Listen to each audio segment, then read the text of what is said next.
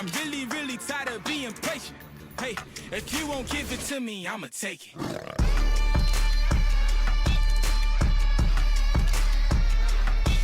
Take it. If you won't give it to me, I'ma take it.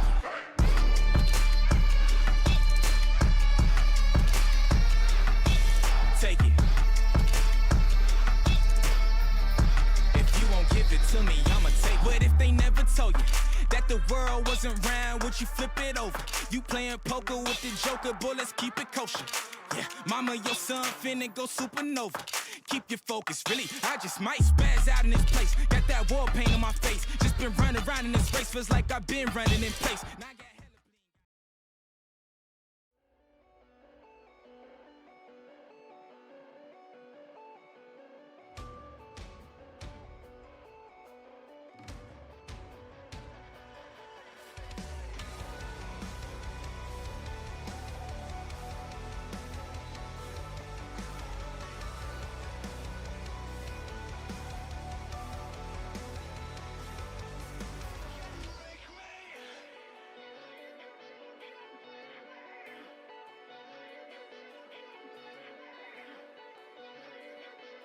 Hello, folks. Welcome to Nexus Rivals 3. My name is Excel. I am joined here today by Nerds Corner, here to see 6 teams a fight for what are only 6 slots for a shot at this $1,000 grand prize. How you feeling today, nerds?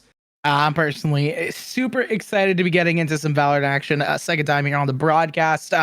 Love the packages. I've consistently rave about this, and I'll rave about it on stream. I'll rave about it off stream. Rave about it whenever I can. I love just looking through all the videos. First time seeing the hype video in its entirety. Good stuff. Gets me really excited for what we're going to be seeing today. The first team is going to be Team Tofik versus Sushi Boys. It's going to be the first match in the group stages, which is what we're going to be getting into. Now, I mean, looking at this roster, looking at these players, right? Sushi Boys having such a cute little logo, Tofik being a bit more professional. It's kind of the dichotomy of really wanting to be silly and goofy, and then also really wanting to be professional. It's esports, man. You here to have fun, or are you here to win? We got a lot of teams hopefully trying to fight for these spots. We're seeing Lucky 7 versus DRM. All right, I gotta ask, nerds. You had one of the last time. Who's professional? Who's here for fun? Are you talking about Sushi Boys or the Lucky 7? Because I've seen Lucky 7 play. Oh, you've seen Lucky 7 I've play? seen Lucky 7 play in a Titans of Tier 3 tournament, and they had a bit of a rough time. I casted over it and even got to meme on Mitch. We have Thrive to Greatness, as well as team that I unfortunately missed. Let's cover Wonder Academy and Outgoing Esports at least. I mean, these are all of the teams that are going to be playing throughout the tournament, so we're giving them some of the spotlight here. But, I mean, back to the notes at hand. I don't know too much about Sushi Boys or about their, rivals. I keep wanting to say Tofik. Tofik is correct. Yeah. Well, folks, we do in fact have 4 matches for you today. Hopefully getting into this first one. And yeah, I mean, you don't have a ton of predictions, but I believe I took a peek at these teams' ranks. We're looking around Immortal, Ascendant. Good stuff. These players are competent. They know what they're doing, and they're here to try to win. When you got $1,000 prize on the line like this, especially when it's best of 1, everything's going to be so important today. We're looking at these standings. These standings determine who's going to make it in. You see those purple bars? Make a purple bar, you get yourself into the next day. Yeah, and we're currently full zeros. It's a goddamn Dunkin' Donuts here. Zeros on the board, but hey, we're gonna start filling them in. It's gonna start to really push through, and this is the social vote that we got. I like this because it's really interesting. Since I don't know, maybe some people know about these teams, some people don't. For me, I'm going for Sushi Boys just because of the logo. I find it funny. I find it a little cute. That's on me though. For these two teams, best of 1, like you mentioned, it'll carry a lot of impact, right? It'll carry a lot of impact between from now until the very end of the tournament. And absolutely, consequences. These teams are, everything is so important about starting well and showing up. Yes, you can have miracle runs through the lower bracket, but wouldn't it just be better to go through winners, folks? We are going to see our first, and it's going to be on split. What's your thoughts on that? I know you're a lot more into that on the analytical side. Why do you think they made a I band love split? so for me, I mean, like it's a best of one. They're going map picks and bans.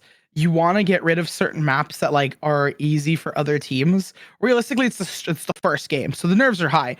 I'm not gonna read too much into it though. Split and bind being banned out off the rip, I feel like makes sense. People are most likely going to play Ascent, maybe Lotus. Um, I'm surprised we're not seeing a ban on Icebox. I'm surprised we're not seeing a ban on Breeze at the start. They're probably just feeling each other out, maybe.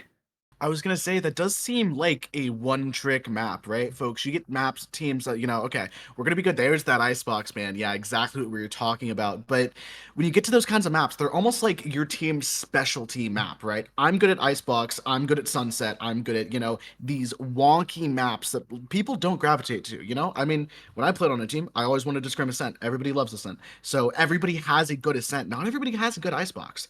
So if one of these teams is able to get their like pocket pick map in this best of one, it would be absolutely insane. Breeze hasn't been banned yet. Like that is more surprising to me than the fact that Icebox and Lotus are banned. That is just more surprising to me because now we have just literally only 2 more maps to ban out, right? There's Breeze. That makes more sense. Now everything makes a lot more sense. I'm gonna bank on Ascent, right? Like there's only one more map that everybody knows. It's Ascent. If it gets banned out right now by Sushi, that would be wild. Oh, no! It's gonna be Sunsets. What? That's so interesting to me. Why would you pick? That is interesting. Have to be very confident on their Sunset for this. Some people hate Sunset. Like, just that's the thing that I find really interesting because some people hate it. Because B is speaking of donuts from the Dunkin' Donuts comment earlier, there's a giant donut towards B, and then A site is just a cluster of chaos. I don't know how best to put it. It is a difficult site to enter because you literally have no central entry point. There is no like one point to enter from. You have to wrap around from 2 different angles to try and contest site because there's a giant wall dividing you. It's a weird map that some people hate, but I digress. I mean, when it comes to Ascent, it's all about controlling these vital parts of the map. You've got A main, crucial if you want to get anywhere near A site, and mid. I mean, B, it's easy to retake, it's easy to hold. But A, if you push them off that choke with a quick one-way, you see it over and over. Wait, that's a real pick. Folks, we're seeing a Clove in an actual competitive tournament. That is not something I was ready for. I don't know if you've seen them, but I have seen more than one Clove. So I'm surprised you're reacting like that. I have seen Clove get picked. Like ranked, yeah, but... No, in competitive. In competitive, yeah, Clove. Crazy. It's like picking Reyna in competitive. Like I've seen it as well. It just depends on how good the specific team is playing for like their comp. And the comp from Tofik, I don't think it's that bad. They have they still have 2 smokes. It's a similar composition for both teams. They just swapped Omen Paranoia for now a Clove to be the entry, right? So now you're kind of playing like it's double duelist, if that makes sense. I could, in fact, see that, folks. I think we're going to be going in and taking a quick tech pause, making sure all their players have the right things together. But I would love to use this opportunity to explore that comp just a little bit more. I really like what you got on there. Normally, when you have double duelist, you see duelists doing different things, right? You have a duelist to make space, get in, and you have a duelist that's first contact. That's where you kind of see your Reyna, ISO, that kind of thing. People that like to take those first fights. And I think Clove is also that. You have that pick-me-up that just immediately allows you to get all your health back. And we're going to see how Tofik can try and leverage that. I would say, like, taking first contact should be the raise, right? I know you're talking about taking first contact with like Reyna and whatnot, but you use the entry, like the raised satchels, to enter on site and the nade to break Cypher util, and then from that you take first contact, and usually Reyna or ISO get the second contact off the swing, or you have a lurking Reyna and then you're confused why someone picked Reyna. But I get your point, right? Like I in this case, it's the opposite, because if they have their ultimate, it does make sense for Clove to take first contact. I think that's the dichotomy before Tofik, is that they're able to do a little bit of both.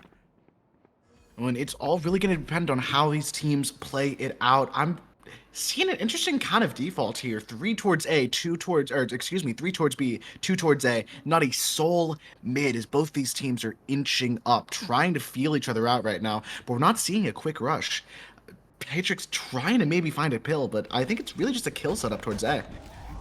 Honestly, that would make a lot of sense just to kind of put them into a blender and trap them out.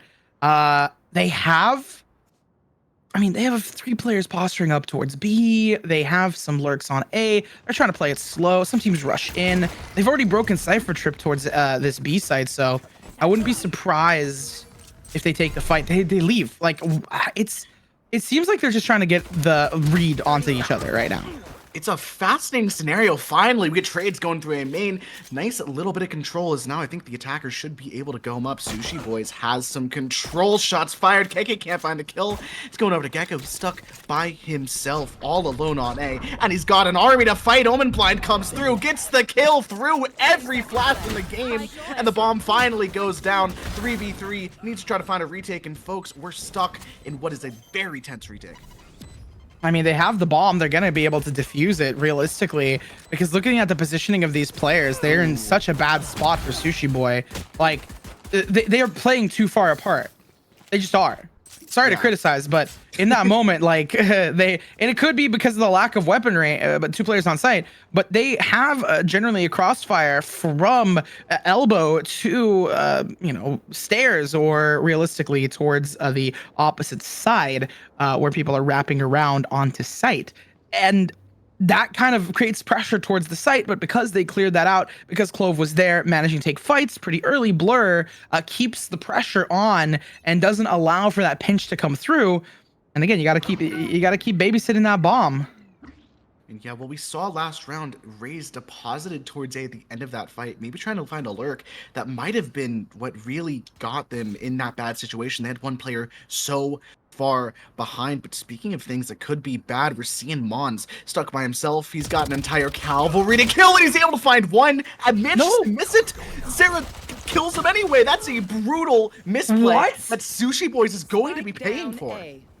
They didn't recover the gun because Sora was trying to recover the gun and Patrick was there. But that whiff is truly astronomical. Oh, and maybe able to get one more. No, the whiff comes through. Raze stuck by themselves. It's Sushi Boys. Zera trying to find something against Team Tofik. I don't love what I'm seeing. The bomb's down, stuck on each side. Hopefully, yes, they regroup. They regroup. Yeah. No, 1v2 should be massive, and he's gone. A quick rotate here could be vital if they're trying to find some kind of opening into this round. I feel like you gotta, and I like how there's a read from Tofik to go safe rather than pushing through mid because it's recontested. It's probably a byproduct of Cypher not having those cages to really give them comfort as they push in. That's a lot of info gained onto Zera. It's going down just because they managed to tag them with the Cypher cam. It was over. Like, as soon as this cam got them, it's like they knew the position of the player. They just need to play together. I think if Tofik didn't like regroup there, it would have been GG's, because that was single-handedly, like, they could have wrapped and tried to pinch the Zera, but it would have been really dicey.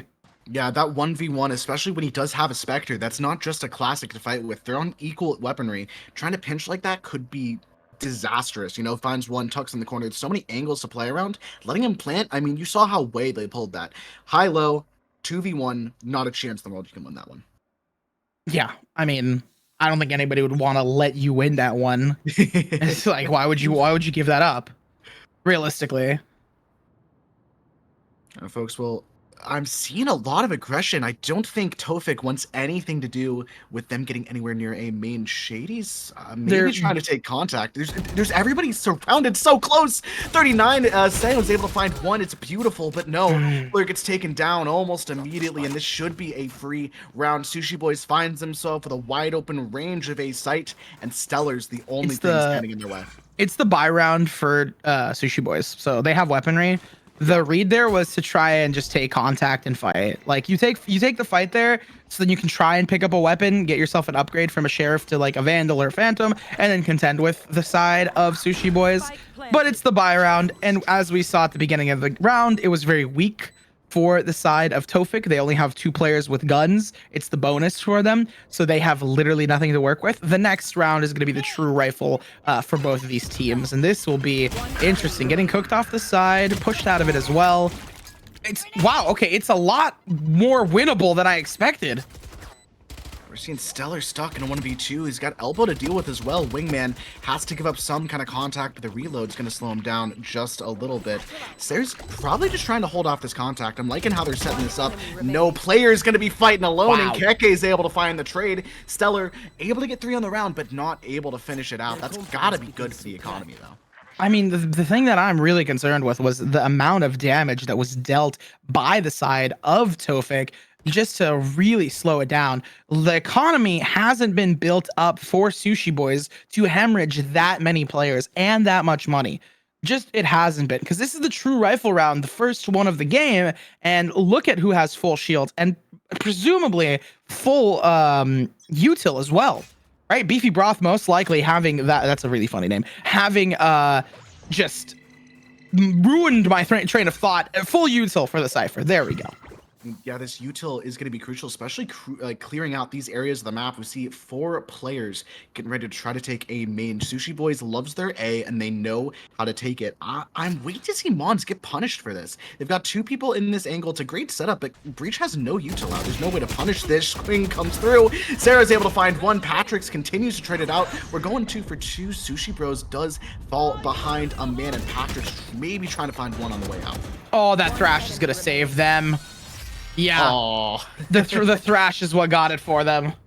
Beautiful Thrash there towards the end. I mean, yeah, the quick rotate coming from the site to wrap around and get a quick little angle on that elbow fight was genuinely an incredibly good heads-up play. I mean, that Thrash kind of saved them. I commented on it. It's used early. I'm happy that people are using their ultimates early rather than late. Speaking of ultimates, not dead yet. Blur 5-2 immediately. We're on the 5th round, but 4 rounds in already. They have their ultimate. They're doing really well. Same thing with both of the duelists on top of that. So they have been taking these fights. Speaking of the showstopper, it's already going to get invested. Not too surprising, all things considered. The Rosa, though, is not going to be ideal. It's not ideal. Yeah, no, that's not a good feeling. Actually, Gecko managed to hold on. What was such an aggressive take from Sushi Boys completely stopped in its tracks. There's 5 players sitting an elbow. They have no map control anywhere else. And if they want to push forward, they have to go into what is a blender. And Tofik has such good retake ultimates, right? They have the not dead yet. You just pop in. Showstopper, really good for just disrupting the site control that Sushi Boys might have. On the counter, though, we see a little thrashy armadillo try and push in. Doesn't find much spam. Oh, it's over. It's exactly what you needed. 5v3. Someone's got to make a hero play. Now, Sushi Boys, the numbers are dwindling. So are their chances of winning the round. Keke, you've got to make something happen. Dies to the boom bot, and Omen's left in what should be an unwinnable scenario. I mean, I think unwinnable is a very good way of putting it. He's just holding, not at your keyboard. Just chilling with a util out. Just chilling with util. All right, folks. Well, if I know anything, that should be a tech pause while we wait for everybody to get reconnected into the map, folks. Well, that's what happened, it seems. Yeah, nerds, we're in a pretty decisive first little half. We got one team up 4-1. What does Sushi Boys have to do in order to keep up with Tofik?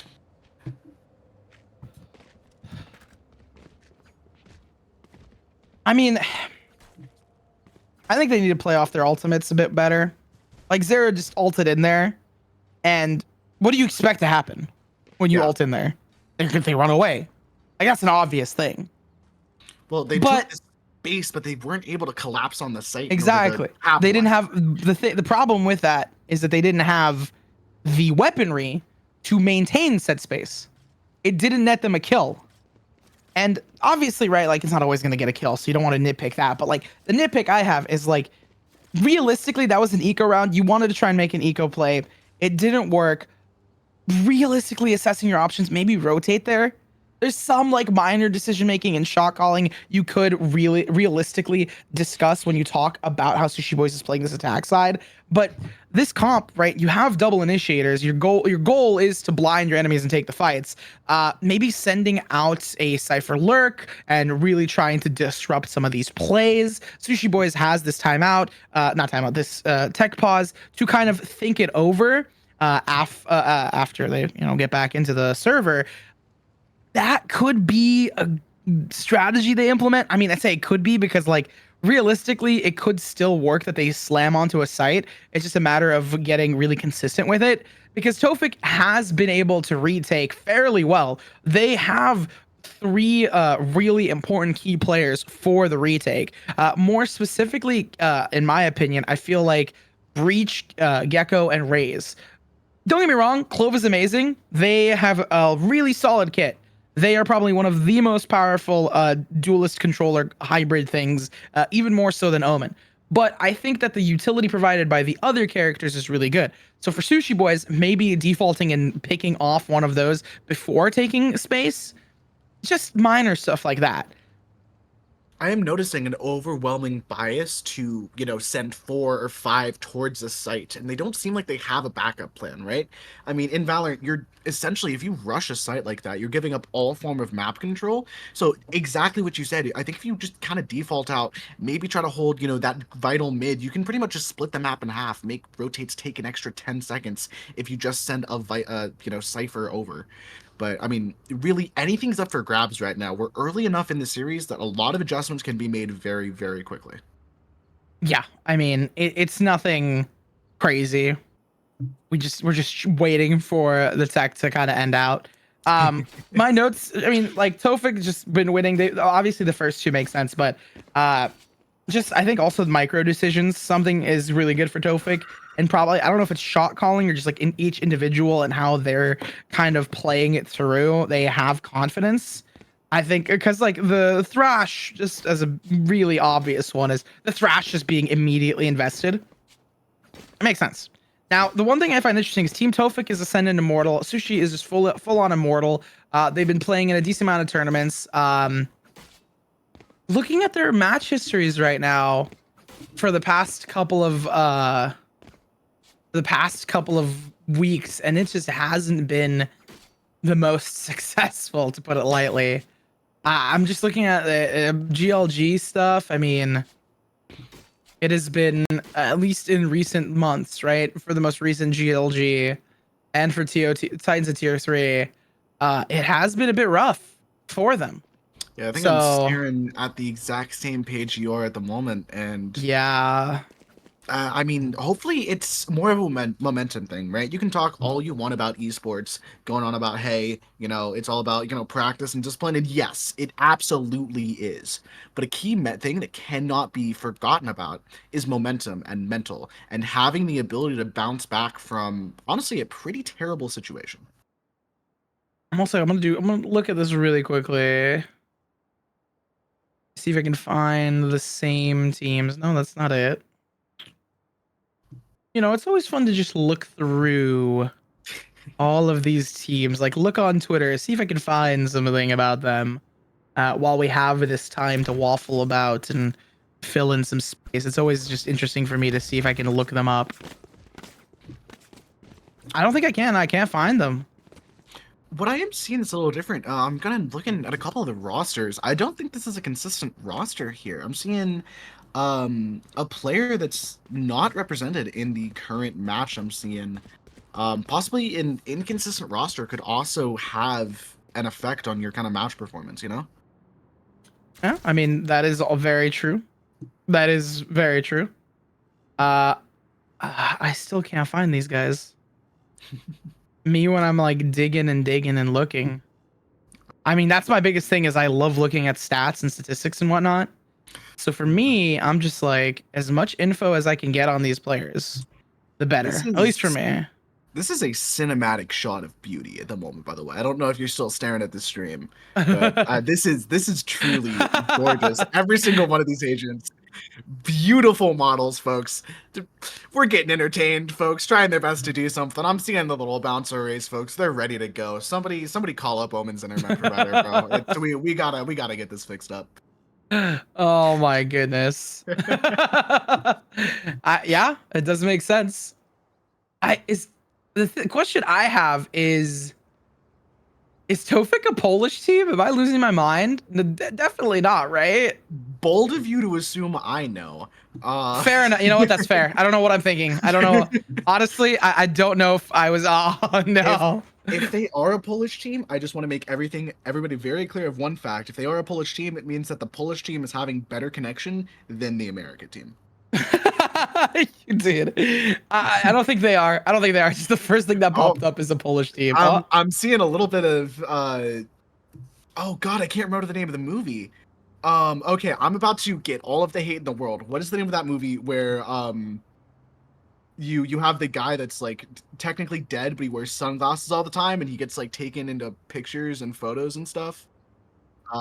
Yeah. Weekend at Bernie's. I'm getting a Weekend at Bernie's flashbacks right now. You know, they're posing up with their Omen. He's totally still here. He's just playing really, really passively. I'm not gonna lie. I've also never watched Weekend at Bernie's. I just looked it up. This came out in 1989. So what I'm hearing is you're uncultured. Depends on the culture, but not really. You know, any old Soviet films? Actually, yes, I've watched all of them. Have you, dude? I love the one where they have a drag queen throw grenades at people. I was not familiar. That's interesting, folks. Happy Pride Month, right? That's I beat.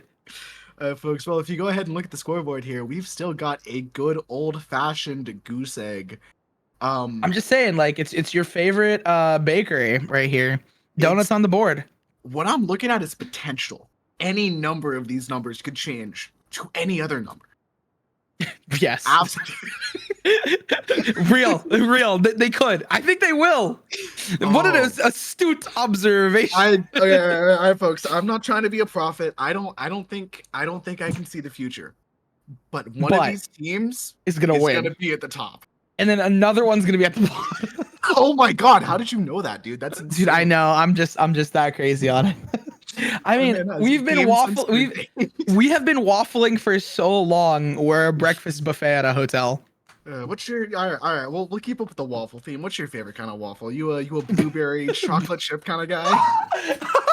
I like how this is what the desk is talking about now to fill time. I'll bite. I am a hardcore fan of strawberries and bananas with chocolate waffles. Like chocolate chips in the waffle or chocolate like powder, cocoa powder in the waffle, and then with strawberries and bananas on top. That is my perfect waffle. Like take a waffle, put some cocoa powder, put some bits of chocolate in it, cook that baby, put some bananas and strawberries. I will eat that. It'll be perfect. No syrup, just that. I was so ready to mock you. Like I was gearing up to absolutely eviscerate your choice of waffle. No, that actually sounds fire. I went to culinary school. I used to make fancy waffles for people. I know how to make good food, so I know how to make food sound good. I think. All right, folks. Well, you heard. What about you? What's your waffle? You can't just ask me and then not say it. Hey, I can try. All right, let a man try. I'm personally a strong vanilla waffle man. Wait a second, folks. Are we actually getting into? Are we back? Wait, is it? No, is Valorant still real? gone. Valorant is not a real game, folks. You're living in a simulation. So is Valorant. Riot Games is not a real company. It's just one big matrix. It's talking about film and media. I mean, okay, we can continue. We're playing a 4v5. Damn. Well, folks, I can tell you right now, they have one of the best cipher trips in the game. No one's getting through spawn undetected, but I think this is actually a really smart way. They don't have to worry about flank, I guess. This is a very smart way to do this. Notice how passively they're playing. They're waiting to try to find this, you know, equalizing pick that gets them back into a 4v4. You can talk about that all you want.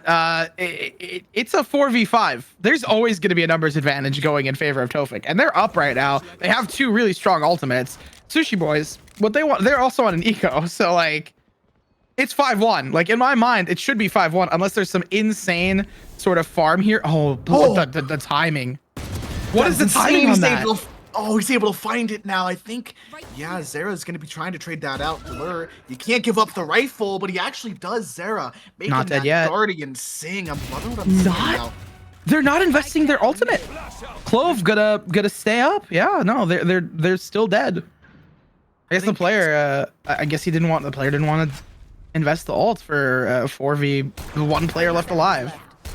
Sushi Boys absolutely needs to fight back against this space. They're down numbers. They're always going to be down numbers.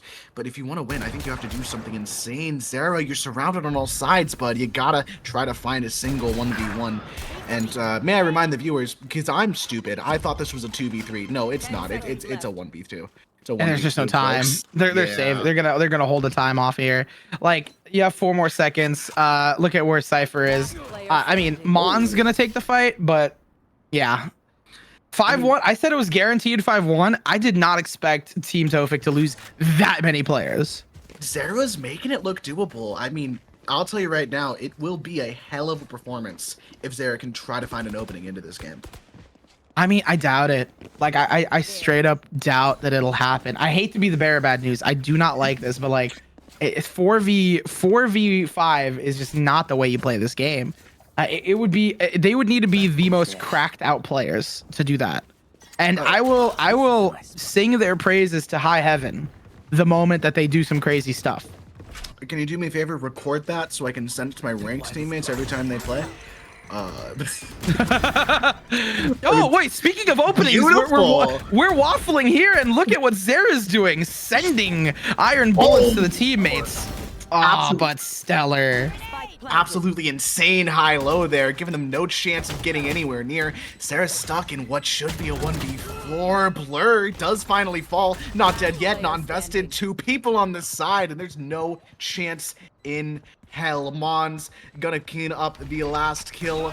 The wolf has gotten into the pin. The AFK man is left to die, and the bomb will be defused. Oh, he's taking a picture. Oh, that's messed up. Stellar is just gonna go for the ace just to kind of get it. I mean, hey, fair enough. I respect it. They're also gonna farm themselves an alt orb. I mean, it is just basically an alt orb, right? I mean, yeah, it's that free ult orb is a fantastic kill and lets you get up. Look at this replay, Zera. Great entry. It's so good for him to get in, but look as he peeks into this high-low. This is such a good play. There's no way he's able to find that 1v1. The black and white. Yeah, no, Stellar absolutely eviscerates any hope that Team Sushi had. Excel, did you see the little information bump we got? So they're not Polish, obviously. I was like, I wondered if they were. I'm like, are they like are maybe? But no, they're not Polish. It was created 5 to 7 days ago, and they went to a 3 to 4 day boot camp. This is their first tournament ever as a squad. So they're gonna be coming into this like fresh out of boot camp, prepared and ready. Opening pick still found by Zera, who has been doing so good at trying to maintain some semblance of control for Sushi Boys. Yeah, he's trying his best to keep his team in the game, but I mean, Tofik is doing a phenomenal job of trading Zera out. You know, I'm saying, yeah, he got a free kill, but 9 times out of 10, whenever they get picked off, it's right back. Trades go through and they get shut down almost immediately. Ooh, we are seeing Blur trying to scale up this B site. Breach ult comes through, Sora's able to clean it up, and wait a second, folks, it's looking winnable. It's a 1v1. The Raze is stuck, 56 HP. Both players are low, and Zera is able to clean it up, folks. Sushi Boys, they're in the round. They don't need their full team to get some numbers onto the board, and it's not going to happen. But it would be really cool if it did. I don't think it will. I don't think it will, but like, I will say Zera finding the openings is realistically the start of it. Like without that happening, without specifically Zera finding the first bloods, I don't think that they would be able to win as much as they are winning right now. Yeah. I mean, I'll tell you right now, folks, I will be the first to say if they win, I will be the first to say that I was wrong. Like, all power to them. I would love to see them pull this out, but I just don't think it's feasible. I'm liking how they're trying to play this into a bit of a, you know, defaulty 2-on-2, trying to pair up and find a pick, but I think Tofik is playing this just as well. They are unwilling to give any kind of advantage. Just let them plant the bomb, go into a retake, and figure it out from there. Yeah, I mean that's the most logical at this point. They don't want to lose players. Tofik just literally lost opening fights that they could have won. They have the numbers advantage every single time. So by the statistics, by the numbers, it should straight up be a 10-2 right now. As long as the Omen's not in play, it should be a 10-2. And speaking of the player that is AFK, there are no smokes for the Sushi Boys. I was gonna just mention They use look at how they're using the Cypher util, right? Like they can use it to kind of get themselves somewhere, but like it's not the same as an Omen smoke. Like, look at where it's positioned. You can't get that deep. You can't make it flush. It's so difficult. I mean, Cypher's going to be pulling all kinds of overtime duty, getting these cages. Ooh, that's a great kill. Beefy Broth cleans it up. Keke is stuck by himself. Stellar does finally go down. They've managed to push themselves onto B, but look at the players. It's a 4v2. Tofik is so good at maintaining this numbers advantage, and I mean, folks, this is such a hard retake to win. And they're just playing it slower, right? It's been working for them. Patrick's gonna find one more. 10 seconds on the board. They try to stop Zera. It's a 1v2 now. I mean, realistically, it's still very winnable for Zera in a 1v2, but hopefully they play numbers. Patrick's gotten found. Shots are still here, and there's utility on board. Yeah, it's very winnable. I'm surprised. Like, I was just gonna give praise to Tofik for getting those trades, but right now it's been really difficult for them to maintain that space. Oh, it didn't get him off, but he's able to spray through Zera. That could have been disastrous. I thought he was going to use that satchel 100%, get him off the bomb, but I guess he went into the wall. Really well done to spray. Is it weird that they're playing better and more like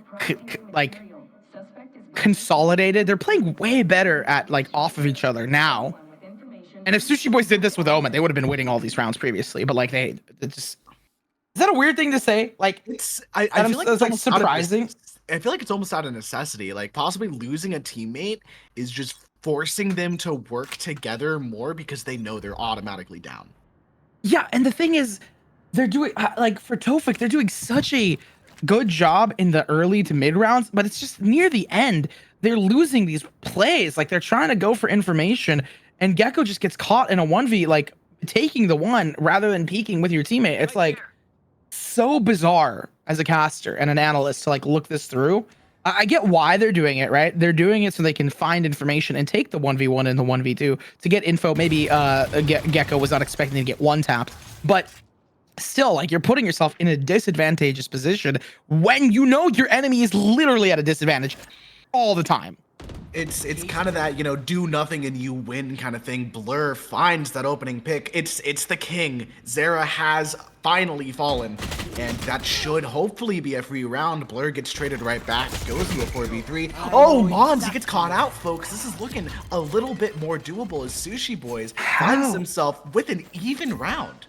I just every single time I get to this position, I just think to myself, how does this happen? Stellar now popping off to really help these players out.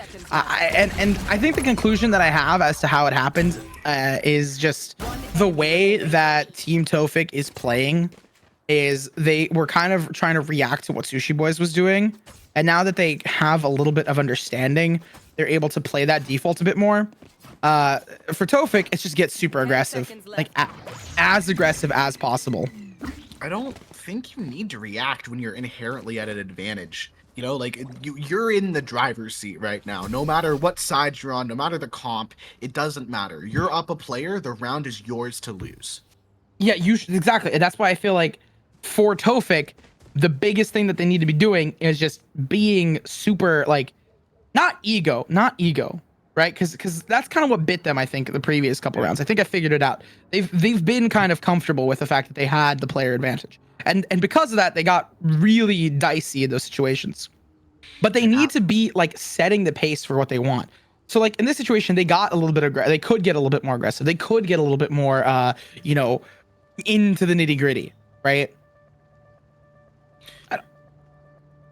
I mean, I think now really is the time to figure out a miracle play. Unironically, if I'm Team Sushi, I think I would be trying my best to either full brunt into sites or roam around the map as a group of 4 to try and see. I like if the they'd first make a mistake. option. I was actually gonna say I like the first option you just mentioned. Let Zera go kill. Zera had been doing really good at winning their opening picks. If you can trade out Zera, in theory, if Zera just gets an extra kill or somebody down the line gets one more, you can get yourself up advantage in a round. No, you're right. Zera goes in, kills 1, gets traded, and boom, now you've just killed 2 players for a price of 1 life. Yeah. And now you're at that you killed 2, you're down to boom, even numbers. It's a little bit better. Don't get me wrong, it's still bad. Like that's not what you want, but like it's better than what you had. So it's like you're going from one like garbage pile to a slightly nicer garbage pile. Like not to be too harsh, but it is like the reality. You're playing with a man down. You don't have smokes. Yeah. And you don't have smokes. There's no control of the map. I'm surprised I'm not seeing an off those smokes. Blur playing with a little bit of death there. Manages to get out just in time. I'm seeing breach stuns left and right. And this is the first time I've actually seen Sushi Boys get that far up into mid. They're trying to hunt. Oh, Blur goes down 39, able to get 1, but Stellar cleans it up. Sushi Boys is left in what, once again, is a unwinnable round. I mean, it is... it's a showstopper, and it is their raise, and Zera has been playing like immaculately so far, so I'm not gonna discount them as quickly as you. I'll give them some benefit of the doubt. It's a deagle. It I mean, yeah, and they've just been paint shelled out of position. Like Stellar knows there's just like they're just gonna ego it. Like there's no reason, and that's another ace for Stellar. I'm assuming they picked up the 4-piece. I mean, they're farming aces, I guess. 30 seconds left. I believe that's 2 in the round. I think. Wait, this is really smart. They're foregoing the ace to give the ult orb to a team that needs it more. That makes sense. Like, because at this point, it's like you killed all of them. You basically got it.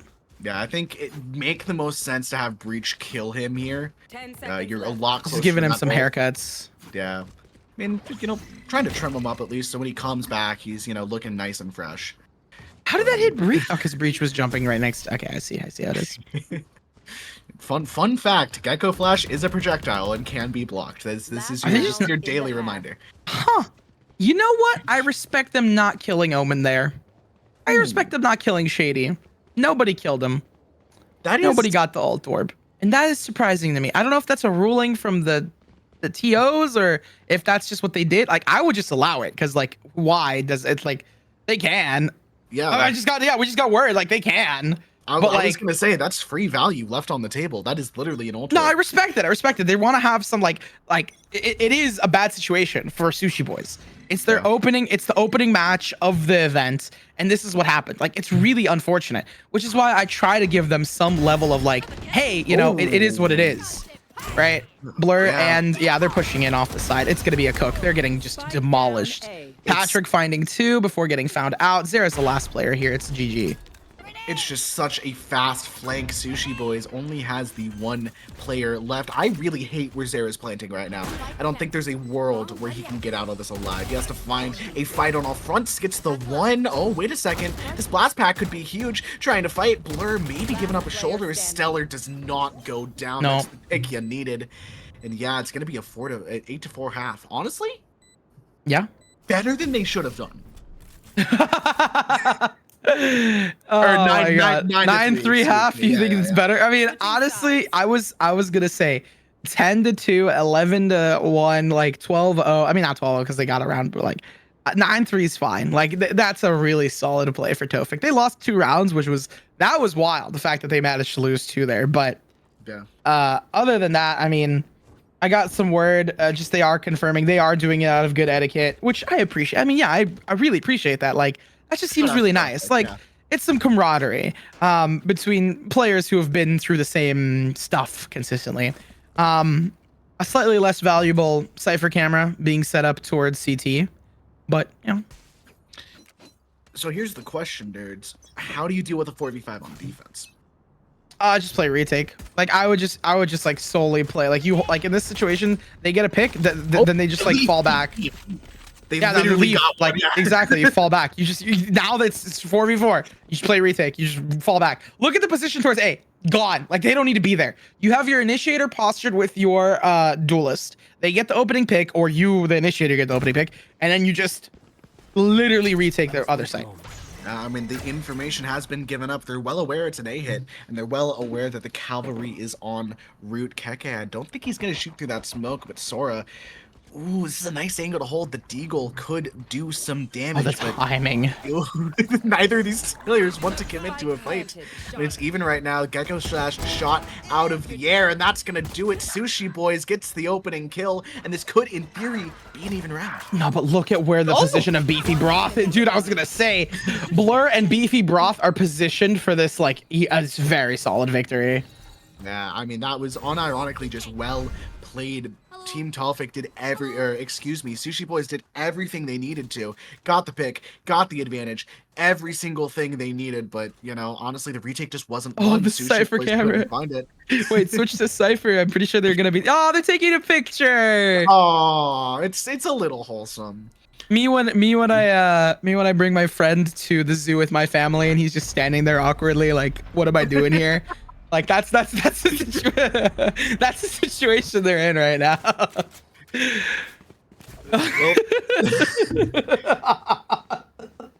I'm sorry, I'm laughing at the ridiculousness of my own joke. I think it's a little bit of the joke, a little bit of the scenario you're finding yourself in. I mean, opening round, biggest prize pool ever. We're getting into this round robin, huge to find the standings, and this is the first match we end up with. It's unfortunate, but it happens, man. There's really nothing that you can do about it. A stroke of bad luck absolutely can take you out of a tournament. At least it's a lot more direct if one of your players just DCs. It is. Okay, you know what? Yeah, it's the first group stage match. They have so many more to go through the coming weeks. It's not the end all be all. They could lose this and still flawlessly win everything else and make it in top 6. Like, it is not the end of the world. It's not the end of the world. I'm just going to call it out for them. You do, in fact, have a good point, but Sarah, maybe he doesn't want to have to go down. Nice picks coming through. Beefy Broth, once again, proven to be a huge pain in their side. Oh, look at Stellar. Stellar has a judge. Oh, and it's going to be huge. He's able to get 2. Maybe able to keep it going, but Team Tofik, once again, absolutely decimates Sushi Boys. Yeah, we're gonna see more family resolutions. I mean, this time they brought, you know, their weird Uncle Breach, but I mean, what beautiful scenery in sunny Los Angeles, California. The setting of sunset. No, Oh, they finally killed him. No.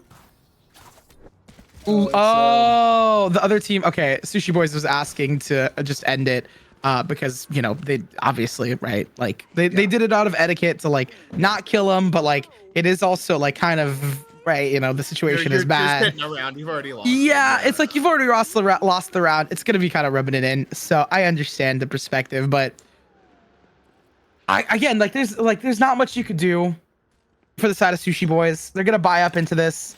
They're gonna try and get some of their KDAs up to just like farm up a little bit and just to do damage. But the side takes from Tofik have been just really good. You're playing with a player down consistently, and obviously, right, the retake towards A is possible. You kind of set up your duelist with your initiator, specifically Breach, for those harder flashes. But realistically, at the end of the day, these 1-for-1s are only favoring Tofik. And this retake now is, it's so hard, dude. I mean, you're in a 4v4, 39 finally gets taken down. Patrick's, that should be the nail in the coffin. How many times have you seen Zera left alive, a Vandal to his name, but Stellar's gonna shut him down, and that judge, man, I feel bad. That judge has proven so lethal. It's been probably the most like impactful shotgun so far in this series, and it's been a very short series, but at least like it's been fun to watch. A timeout coming through. Sushi Boys looking to see if they can salvage the situation somehow. Probably talking about like, hey guys, this is what's happening. Let's keep our heads held up high. Let's see how we can kind of combat this chaos. In my mind, I'm thinking to myself, like, they played it right. Maybe they're gonna switch up Cypher setups more towards B rather than A. Try and play retake there, or maybe strong side, weak side, just 4 stack A and then retake towards B. That type of stuff would make a lot of sense. We have numbers. We have numbers. They've appeared. Oh, Like you wow, mentioned, we're gonna start seeing stuff. We've added some flavors. Absolutely, we're seeing Thrive to Greatness at the very top with that huge round differential, like 13-0. Oh.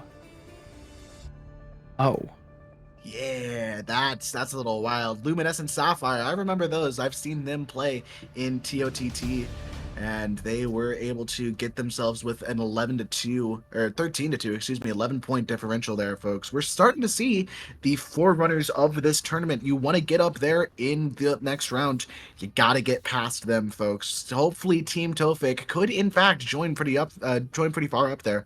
I wanted to mention on this: don't let the fact that Sushi Boys is down a player discredit Team Tofik. They are still playing this extremely well. Yeah. They have been, like, they've been just like they've been, I feel like they've been playing a lot stronger, like on that first half. This half, all they've been doing is like just pushing into space, which makes sense, right? They're playing with a man down, so it's just like, all right, well, we're just gonna push in and look at these picks. Seller's just gonna find one. The guns don't work for Keck, unfortunately, because they were blinded. They didn't know exactly where these players were. I mean, they've just taken so much space, and they can just continue to do so much more that they understand how to play this. Oh, Stellar actually able to get a kill with that showstopper. It's nice to have, but there's only one player left. Zara, you've got to find an answer, and you've got to find it now. I can't see a world where he's able to walk away with this one. I could see it if they go absolutely ballistic, but realistically, the time has been played. I mean, I like the pings on the map. We could just see on the minimap, just here. They're going to try and go for the fight, but realistically, that bomb is up, so 13-3. I mean, that is a interesting scoreline for an unfortunate event. May not have been the way that they wanted to start out that tournament, but keep in mind, Sushi Boys is not out in Tofik. Very solid showing despite having a bit of an advantage in that match. I mean, yeah, it's 13-3 is a very solid scoreline, and it's going to put them up fairly high. I think they're going to be redoing some of the there you go, I believe. Yeah, Sushi Boys. It's just come up. It's being live updated, so bear with us as we continue. But yeah, it's just an unfortunate set of events. Tofik's going to have a 10-round differential. They won every single round on their half, picking up where they need exactly what they needed. I would love to see these teams come back. Like, I want to see these guys go head to head in the bracket later on when they're in full firepower. I mean, absolutely. Just going down a player there is so brutal, especially when it's your smokes. I was surprised I wasn't seeing Tofik pulling out an op or two. It can be so brutal to just have an op staring down the line and you don't have an answer to it. I mean, I would also argue that one of the worst parts of it is that, like, you don't get an orb. Like in ranked, if someone DCs, you can get an orb and more money. They didn't get that here for the Sushi Boys. That's just not how that works in a custom. It was literally just like somebody on their team just got shot in the head the minute the round started. Nothing changed except they just never had smoke. Yeah, it's unfortunate. Well, it happens like that. That's how the cookie crumbles. Life and all that fun stuff. So I wish the best to the Sushi Boys. You guys have a funny logo, so I am rooting for you in the back corner. But Tofik coming out as the victors, 13-3. That's going to be all from us for now. We're going to be switching over to a break, and then when we come back, it's going to be Lucky 7 versus DRM Esports. So we'll see you guys then. Cheers.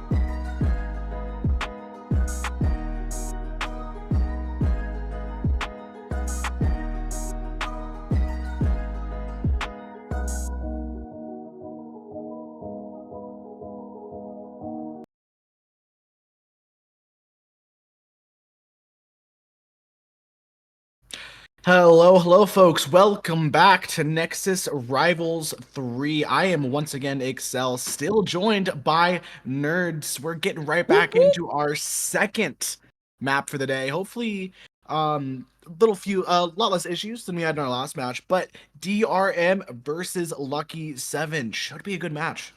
Yeah, I've actually, so I know a little bit about Lucky 7. Lucky 7 is the roster that I commentated previously. I actually commentated on it, and Mitch DMs me mid commentary, and he's like, "Hey, don't dog our boys. Lucky 7 on top." And I'm like, "What? I'm so confused here. I'm like, what's going on?" And then I realized this is Mitch's team. This is Mitch's squad. So I'm gonna call it out a little bit. I've seen them play. They played really well. It wasn't like a completely like, oh, they did bad or good. They did play. It played well enough. There were some minor issues, and the issue that I learned later was that they weren't playing with their full roster. Now it's going to be a full, well-oiled roster, so hopefully we'll see some competitiveness here.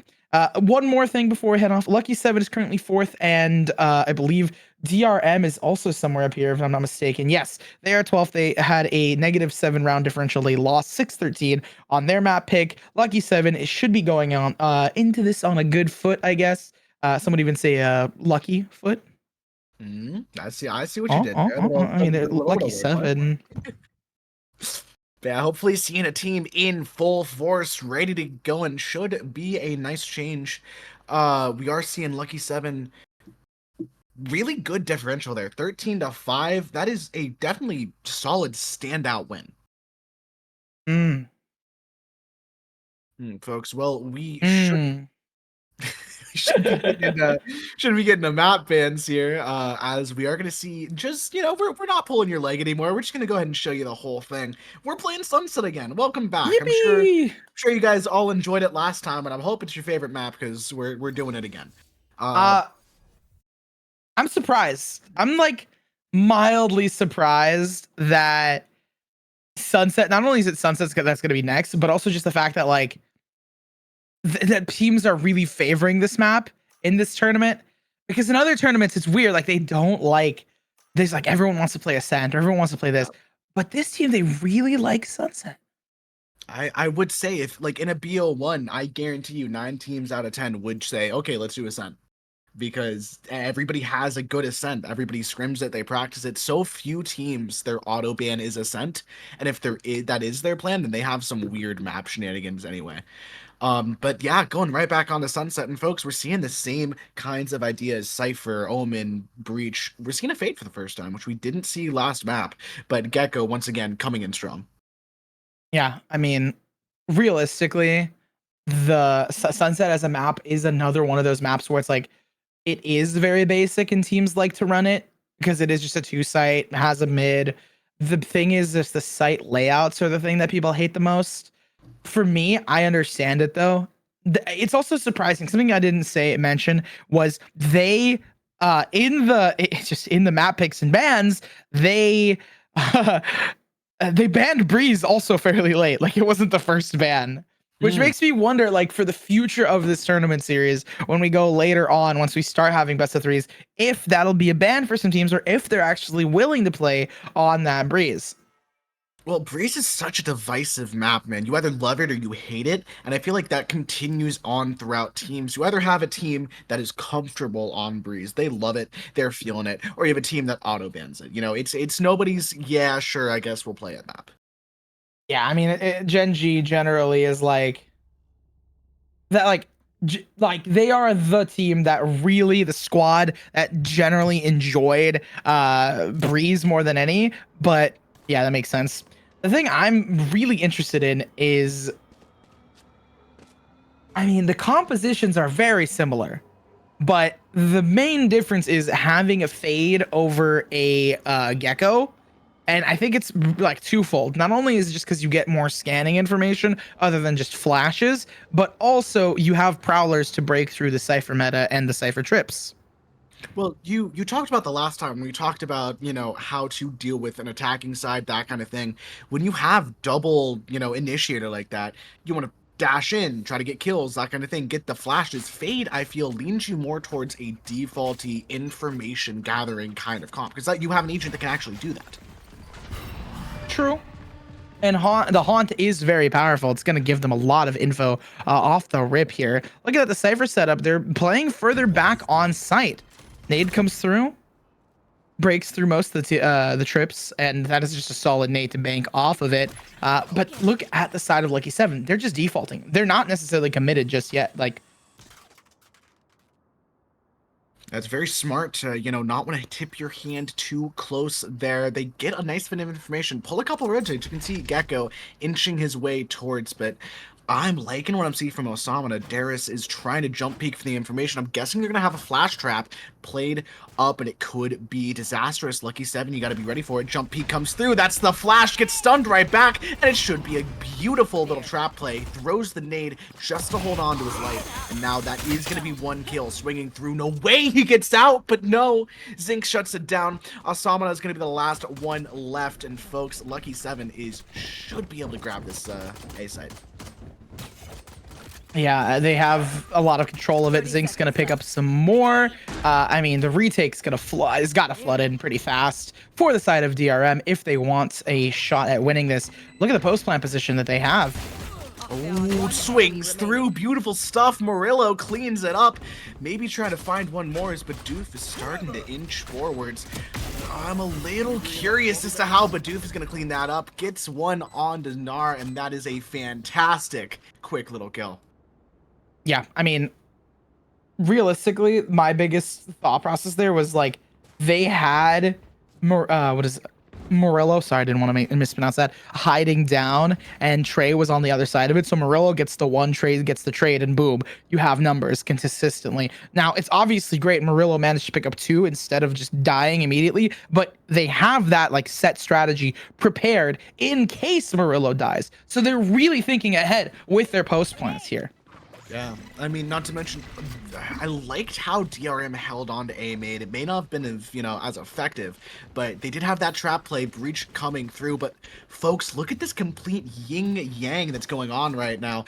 Beautiful little the A site control, and the entire team does break the tripwire. I don't know if Lucky 7 is ready for a 5-man flank. They can either fight it or choose to flip spawns. I think, yeah, they're just going to go ahead and flip, clear all of CT, and hopefully try to play a post plan. I mean, they are on an eco, so they're just looking to take fights. Trades come out here, but they're getting cooked by Zinx, who finds the ace. I mean, an eco ace is still an ace, and they managed to find the 5. Like, realistically, though, it was their buy round, so it makes sense. This is the bonus, but look at the bonus that they have. I mean, really, really good bonus. You got a Vandal in play. Not to mention, Zinc's got an ace. He has that showstopper to play around with. That is absolutely huge. The ability to go in, make space, and threaten a gun. Yeah, actually, Zinx gives his rifle to Fade because he has this showstopper to try to play around with. Great way to spread out the wealth and try to make everybody a threat during this round. Yeah, as much as look at where Zinx is already. That's a lot of chip damage on Cypher, though. Absolutely. DRM is going to be going into this fight. A Ghost Boy, 14 HP.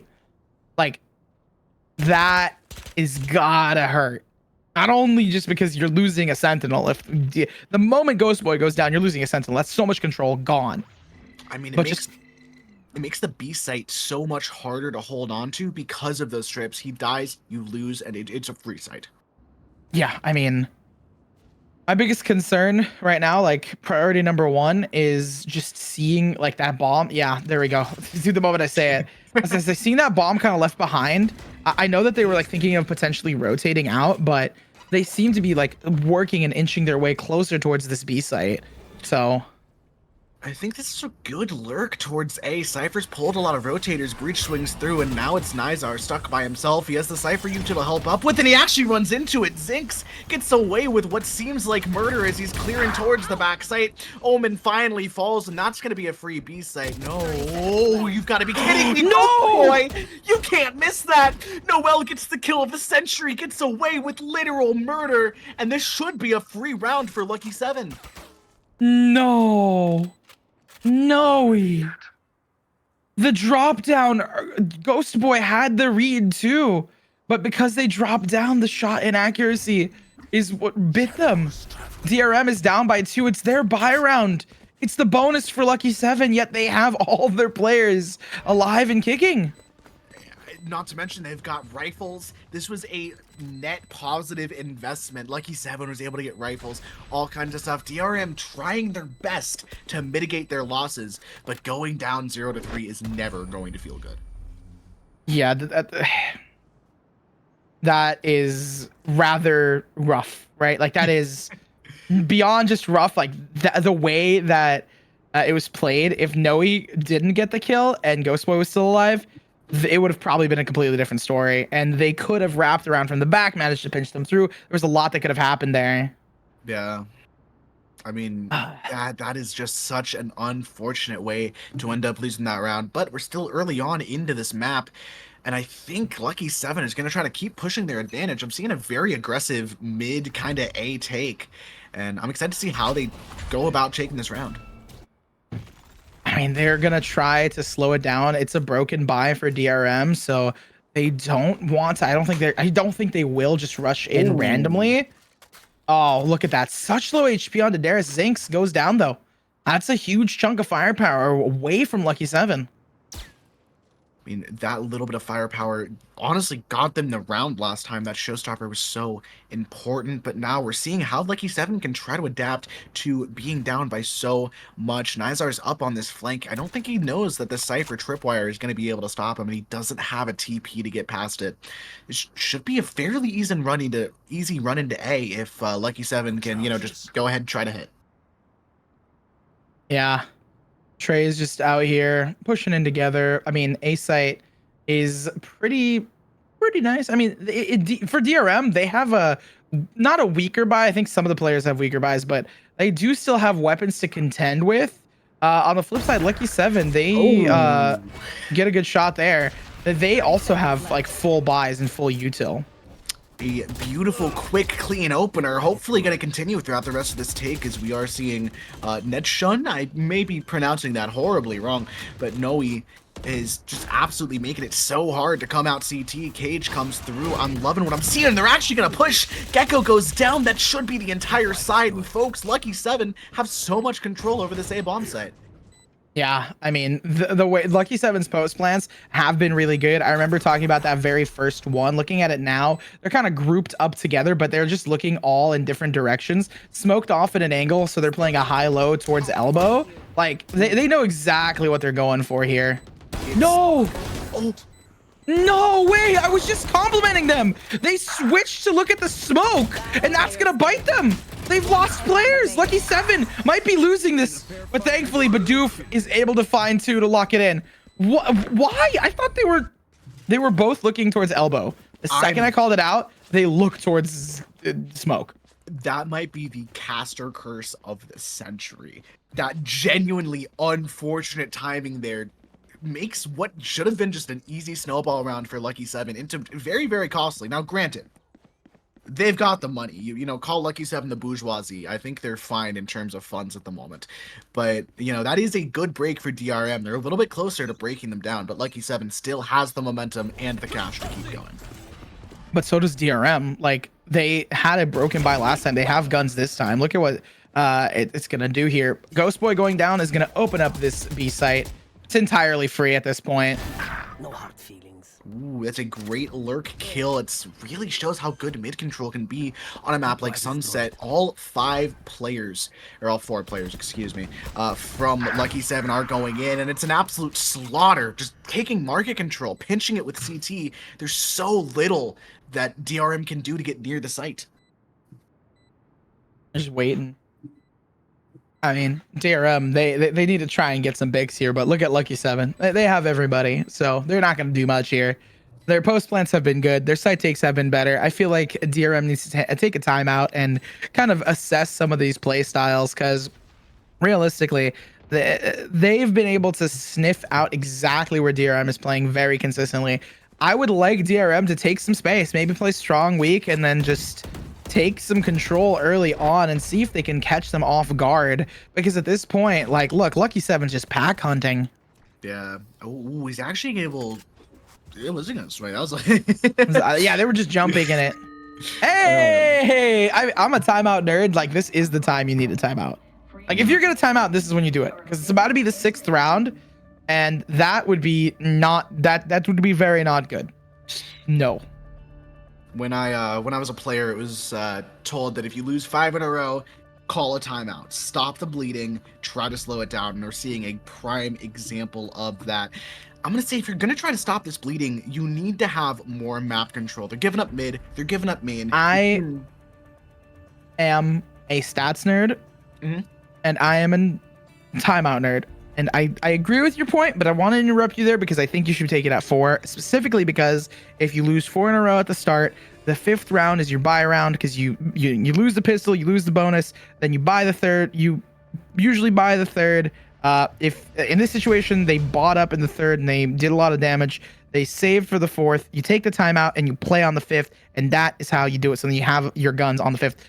That's why I say if you do it that way. That's fair. That's not something I was super thinking about, making sure that the round you take a timeout for is impactful, and we're seeing the repercussions of that right now. DRM, man, they're trying to cobble something together, but we've got Deagles, we've got Stingers, maybe a single Vandal to go around, and Darius is going to be the one to carry the flame. Let's see if he can pull some miracle off. I would hope so. I mean, look at what they're doing right now. They're playing a lot more forward towards this B site. They're playing not like strong weak exactly. They still have some players towards market and mid, but they are more stacked towards this B side of the map, leaving A under the tutelage and control and protection, or whatever you want to call it, of Cypher. I mean, A is just, it's been so free for Lucky 7. I'm loving this quick switch up. That's probably what they were talking about during this timeout, but Lucky 7's not gonna bite. I'm seeing a huge glaring weakness mid. I think Noe might be easily able to expose it. Nizar, the timing's got to be perfect here. I think Noe either walks up, gets a kill onto Omen, or Lucky 7 just loses the round. I think that this weak, like this mid play, actually would work better for the side of Lucky 7 than them losing the round. Because look, like they got information that like not many people are mid. They've kind of diverted DRM a little bit, and they're still just playing the slow default, trying to see what DRM is going to do. So for Lucky 7, they haven't given up too much. 30 seconds left. I mean, they have not given up a ton of map space, but they have given up a ton of time. They're forced...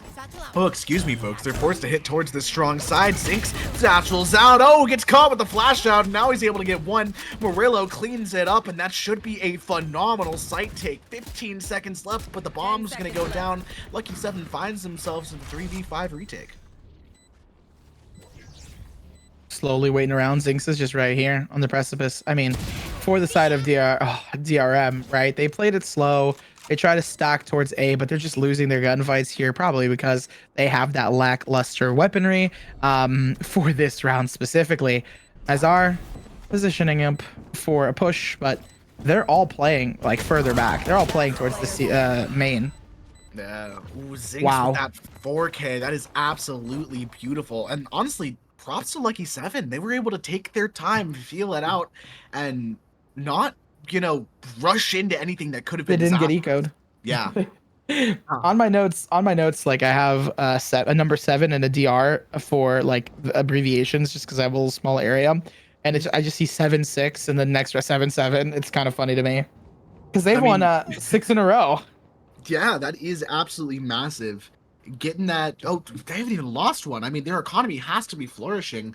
7K, 8K, 8K, 8K, Yeah. 7K. Like it is about to be 9K. It's not even just 8K. It's 8.1K. Zinx is now at 15 kills, by the way, and that is very hard to say altogether fast. But I am really concerned. Like DRM, they have ultimates here. Please pop the showstopper, pop the from the shadows. Get yourself like deny vision for Lucky 7, and look at where Noe is. The mid lurks have been impactful as all hell. They're They about don't to have a trip mid. They It's don't. all- oh, that's insane. Yeah, that mid lurk, absolutely brutal. No one left Yeah, us Lucky as a 7 just message. eviscerated them. Oh well. The mid lurk plus Bidoof pushing out and just finding 2, that was what won them the round, just entirely. And I feel like something I was gonna mention when we talked a little bit about mid, but I didn't have the time, was that there is no mid control. Like there hasn't been mid control. Like the previous rounds. Think about the previous rounds. There hasn't been any mid control. And when there has been like even the slightest hint of mid control, Noe does a very good job of like pacing out their lurks.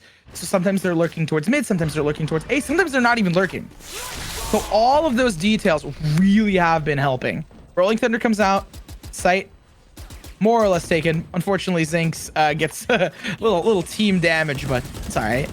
I mean, already though, it's just so easy. Zinx finds the trade right back onto Ghost Boy. Great kill with that deagle, but DRM has no money. No, you can't do it to him again, dude. This mid lurk, there's no way it happens twice in a row. No, I think at this point, as you can see, they've invested the resources, but that's the beauty of having that mid lurk is because the resources get invested and the timing is impeccable. No way. I feel bad. The timing. That timing is absolutely impeccable. Yeah, Noe's timing is great. And you also popped the showstopper. You don't even get to shoot it off. Noe, ridiculous timing, able to find a 3K and lucky 7. I mean, Mitch has got to be proud right now.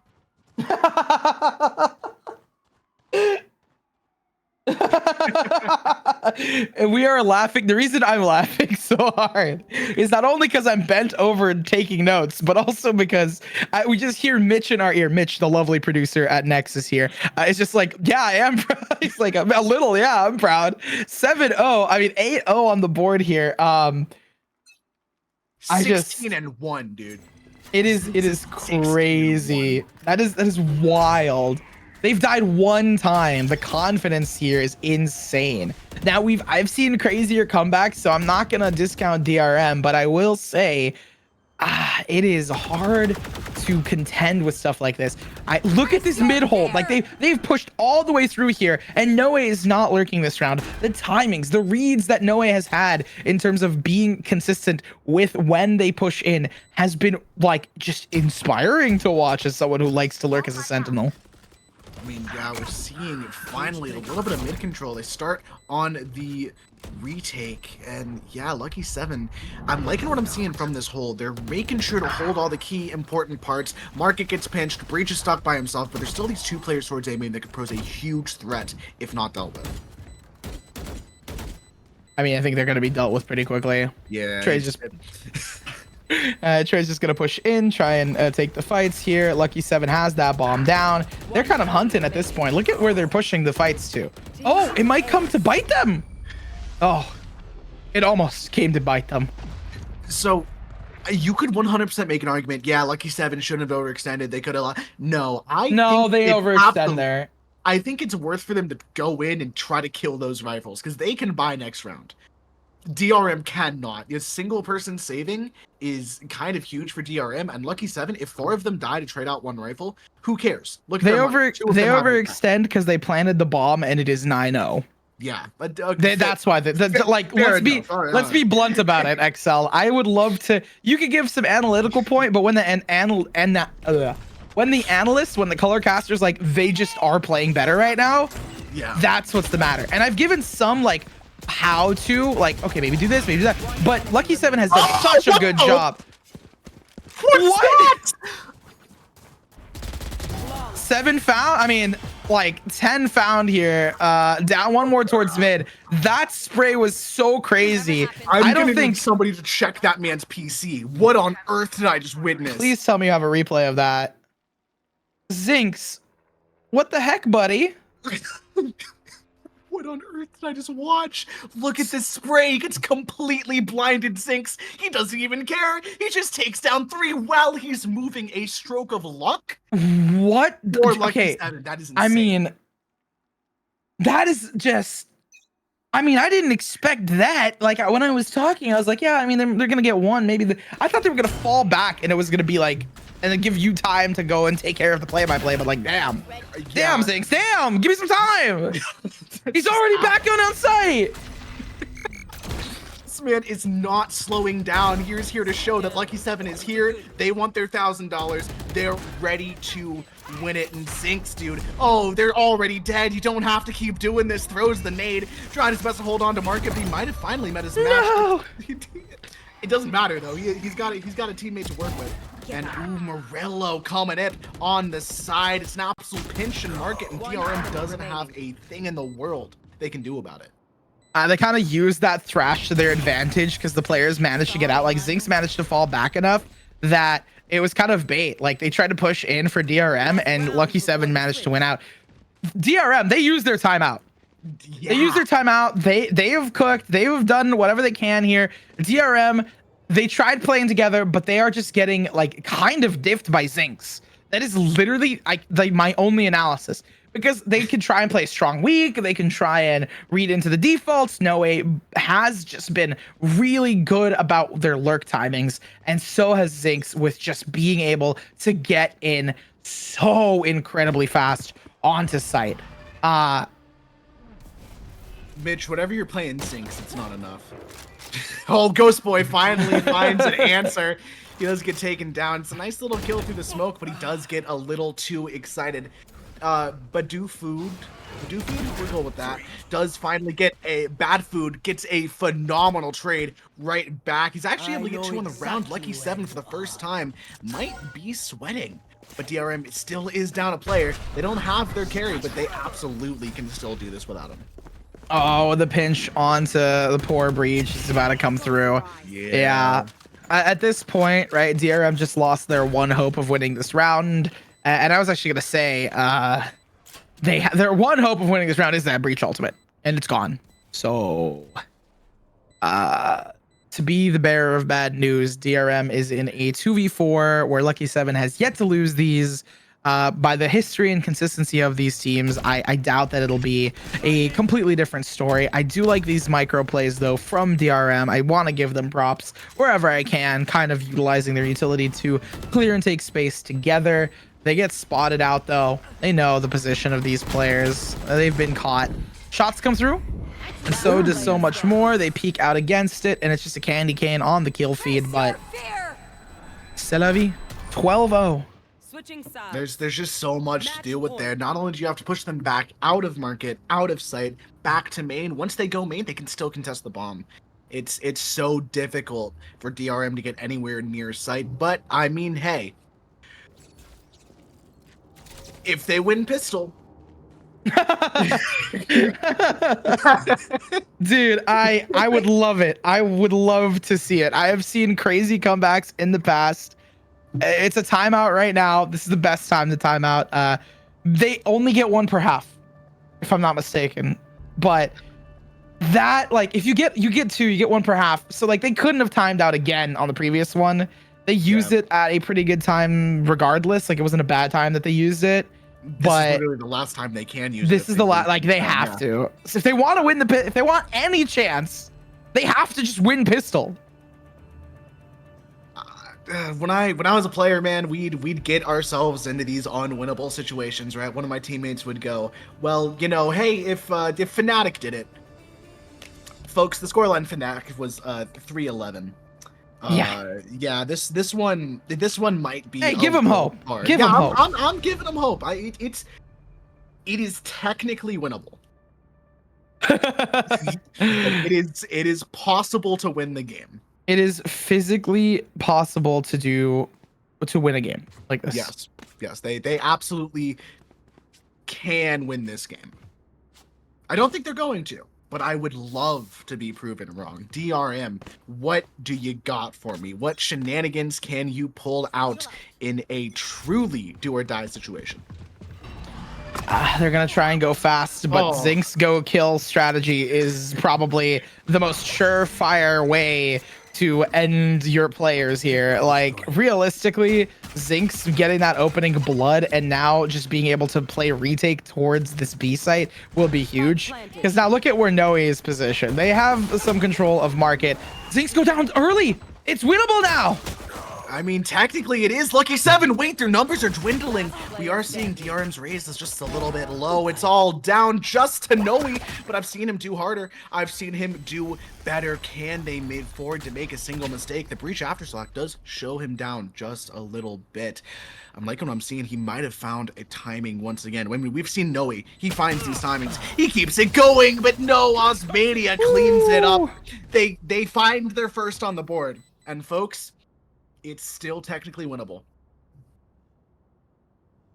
Yeah, I mean, Zink's go kill strategy works, but kill Zink's strategy also works. And that, I mean, realistically, I was like concerned, but they managed a pretty good job of just rushing into site and demolishing the players. Yeah. So maybe our notes on DRM have been a little off. I mean, just this hyper aggressive playstyle, especially in tier 3, it tends to work really well. Zinx, once again, dude, you're already in tiles. It's been less than 5 seconds. The pace is absolutely ridiculous.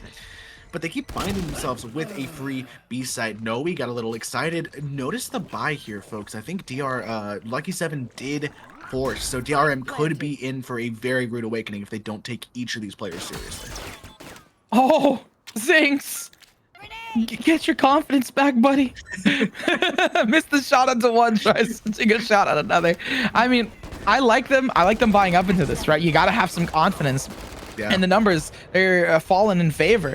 But at this point in DRM Esports, they have what it takes to win through. Shots out for bad food, but it's not going to be enough. They do a lot of damage, but they don't take the players down. And DRM is looking way better. They're actually able to land really solid shots on these players. Yeah, Lucky 7, I liked their idea. They had a lot of players ready to flood in from a lot of different sides. But honestly, DRM did a great job of just aggressively taking these sites. I'd like seeing Lucky 7 get aggressive on defense, but DRM is just capitalizing on their weak side. They're consistently reading what's going to be strong, what's going to be weak, and just running in. I mean, that makes sense. It should have been their buy round this round, but unfortunately, Lucky 7 bought up, so it's kind of just Sheriff City over here. Population Lucky 7. I don't know. I mean, I feel like a lot of teams get like very sort of ego-y in these moments, specifically for Lucky 7, but it's very losable. With enough patience and time, DRM could start the climb back up. Absolutely. I, for one, thinks that Zinx gets his 1. We'll see if he does. That he does. He gets his 1. Can't get his 2 as Darius cleans it up into market. Lucky 7 down a whole player, but Trey hopefully trying to even that out. 2 angles, 2 teams, not enough to deal with here. But dude, that's a beautiful kill. Ghost Boy is going to be the one to fall down as Nizar gets 1 more. Decent amount of damage, but Lucky 7 can't get all the way. DRM. I mean, if there's a way to start a comeback, it's 3 rounds. Yeah. I mean, like I was saying, a lot of teams, sometimes they'll get the ego of it. I doubt Lucky 7 will have it here. They're going to go for a buy up. They have pretty good weaponry, only lead shields on 1 player. The utility is going to be the biggest struggle and concern for them. So I do expect them to try and play a bit more like aggro in terms of just trying to get into the faces of these players and do damage. We already see Zinx go for the patented kill move, but yeah, I was correct on the utility. We can't see the utility, but as we're swapping through the players, it's very low for some of them, and it makes sense. Yeah, did you see Trey without a TP to his name? I think he only has the 1 smoke. But I'm hoping to see some kind of play coming out from Lucky 7. DRM gets the bomb down. We should have a 5v5 retake on our hands. Yeah. And they have weapons this time. Ghost Boy, now the one on the lurk timings, pops this ult. It's going to be giving him so much info. Make it a 5v4 retake. The bomb is out, and DRM are looking to see if they can just consistently win this. Both teams struggling on the defense. A lot of elbow control is given here. The bomb's planted for elbow. Zinx creeping up. It's a good call to try to fight it, but Zinx whiffs. It's all going to fall apart as Lucky 7 does go down. Once again, DRM gets themselves into 4, and that was Lucky 7's buy. I mean, 4th round up, they win the buy round. This is going to start to pull away from Lucky 7, who honestly have had a really solid, like very, very solid play so far. Realistically, for Lucky 7, what they could have done was just like being a bit more mindful, like how they played, because the way they played was damn near perfect in terms of their lurk timings, in terms of their entries. That's exactly what DRM is doing right now. So if they know how they played, the counter to that is pretty much just like playing like the reads, right? You need to just get one really good read and you win. It's 13 whatever, 4 or 5. I mean, don't get me wrong here, folks. It's still looking rough for DRM, but they're making me start to believe just a little bit. Now, Zinx just needs one good round. And he does have the showstopper to play around with. Very good Ultor. But really, with a whole lot of careful play, Darius does get Murillo, excuse me. And we're just getting really into this kind of slow mid-round quagmire. Shadows traveling. Oh, that's such a tragic whiff. Ghost Boy is able to find it. The sheriff shots are just not hitting, and every single member of Lucky 7 just continues to fall Spike one by planted. one. DRM doing a great job of finding just 3 or 4 people versus 1.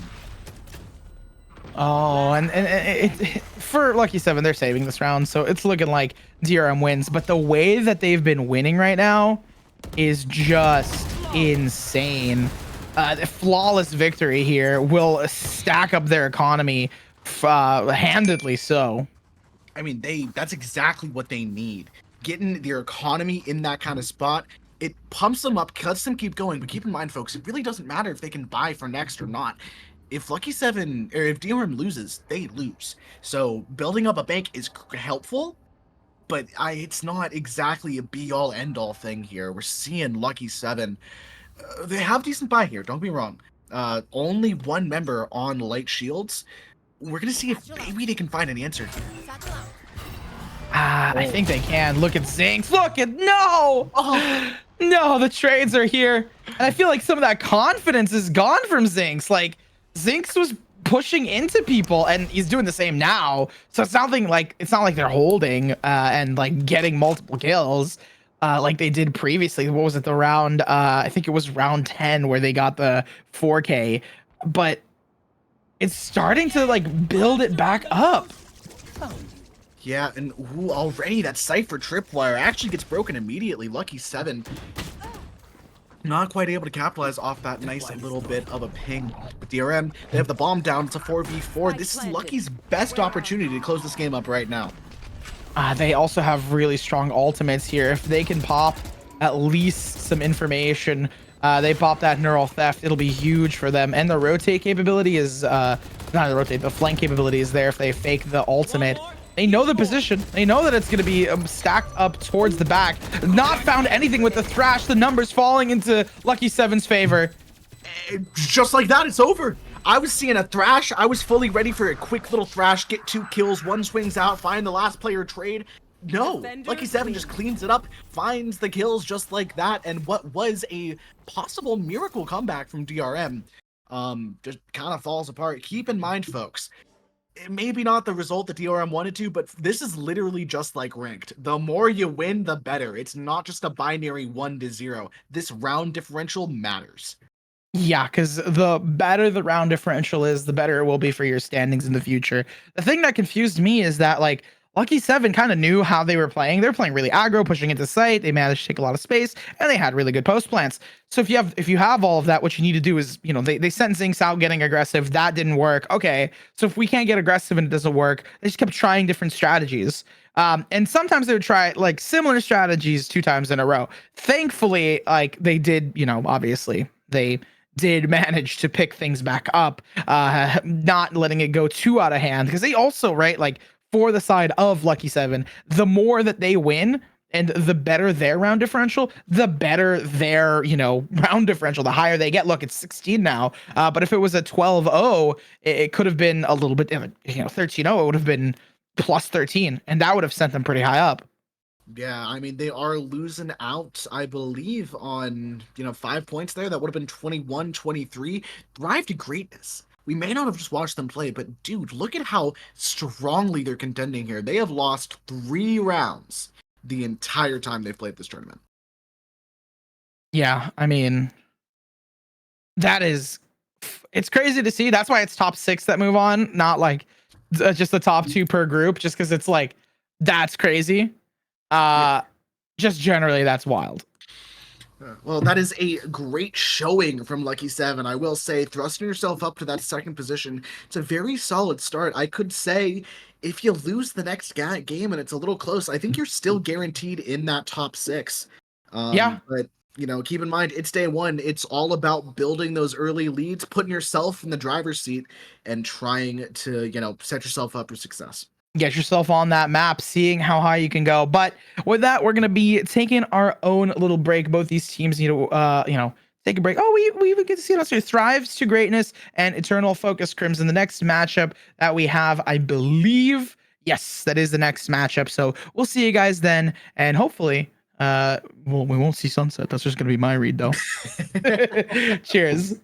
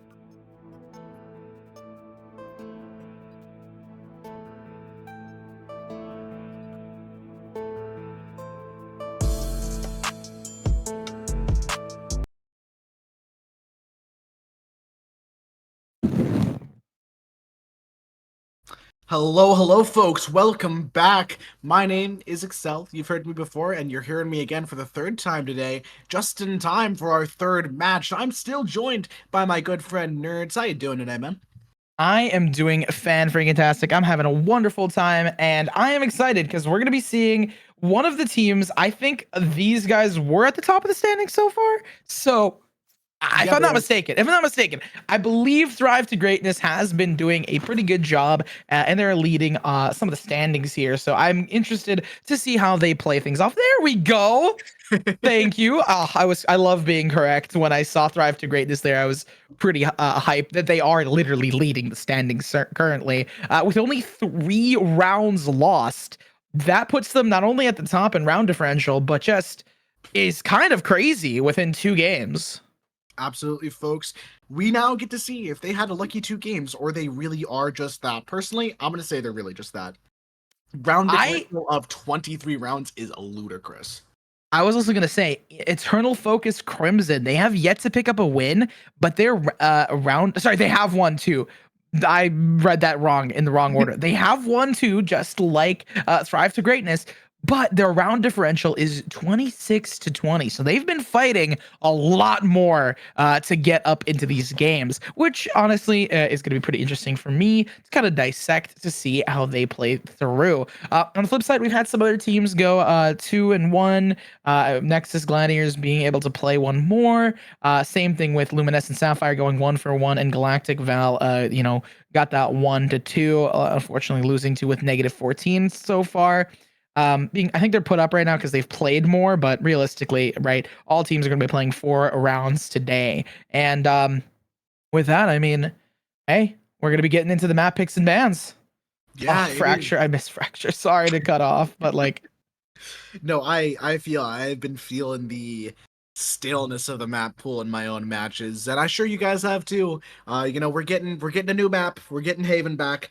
A couple weeks. Bring it faster, Riot, please. But yeah, this is really different. Ascent first ban. That's insane. Yeah, and we're actually going to be ending up on a Lotus. Going to be Thrive to Greatness's pick. Definitely setting a very solid precedent by banning Ascent the very first map.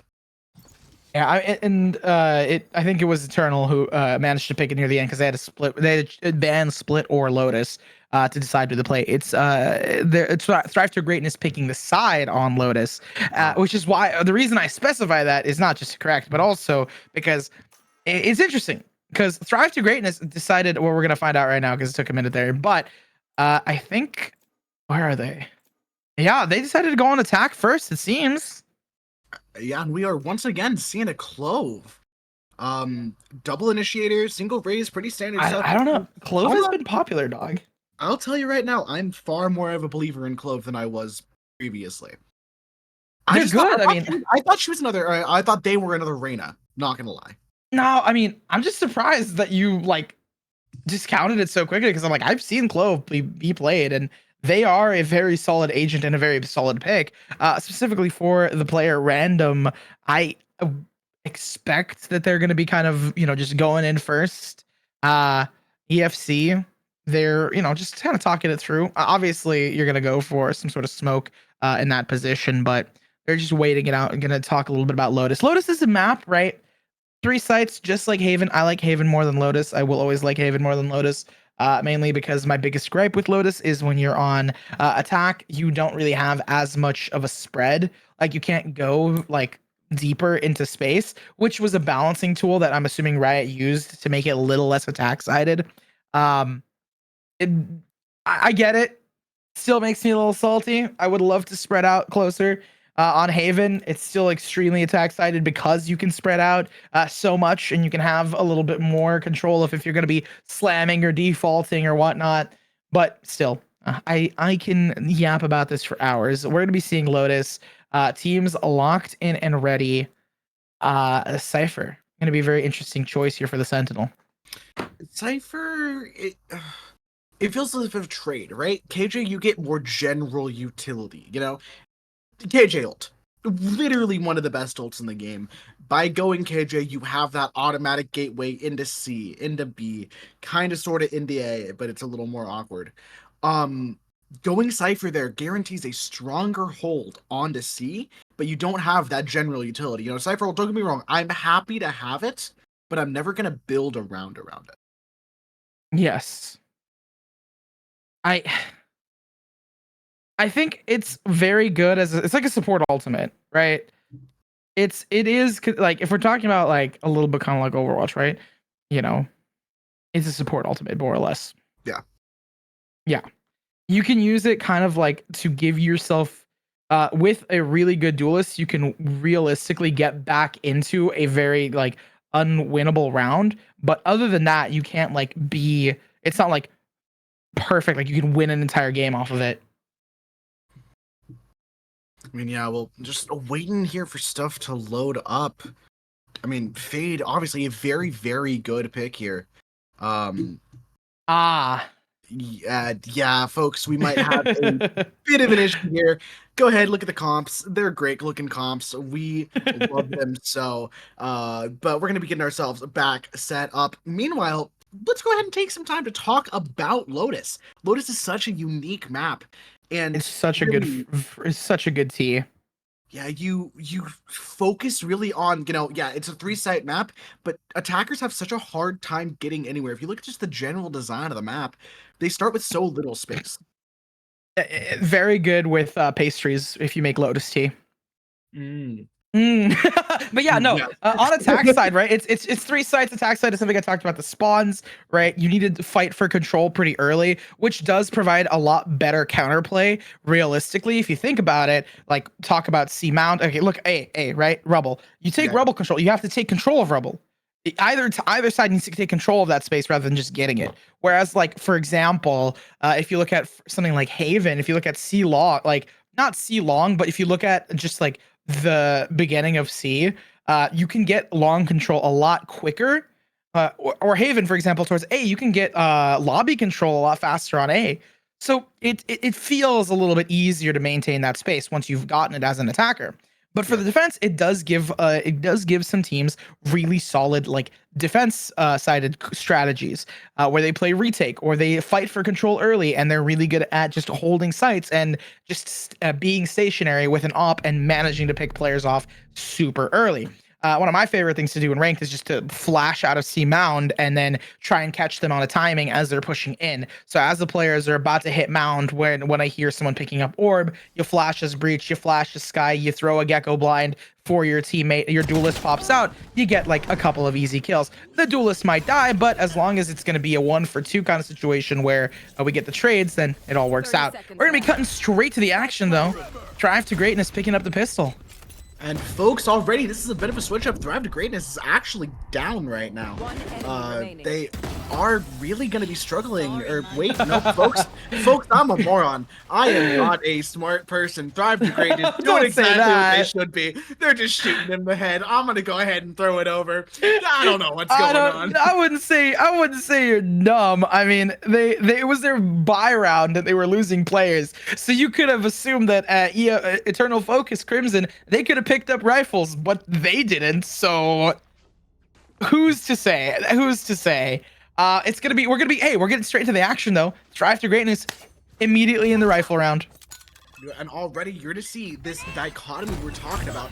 Fighting for a main raise all the way to Rubble. No control given for free. At the very least, Eternal Focus is going to make Thrive to Greatness use utility to get towards A. But I mean, dude, Thrive to Greatness does not care. They say, oh, you have A? Okay, yeah, cool, we'll go see. And they're staring at a wide empty site. The only thing that's stopping them is a tripwire.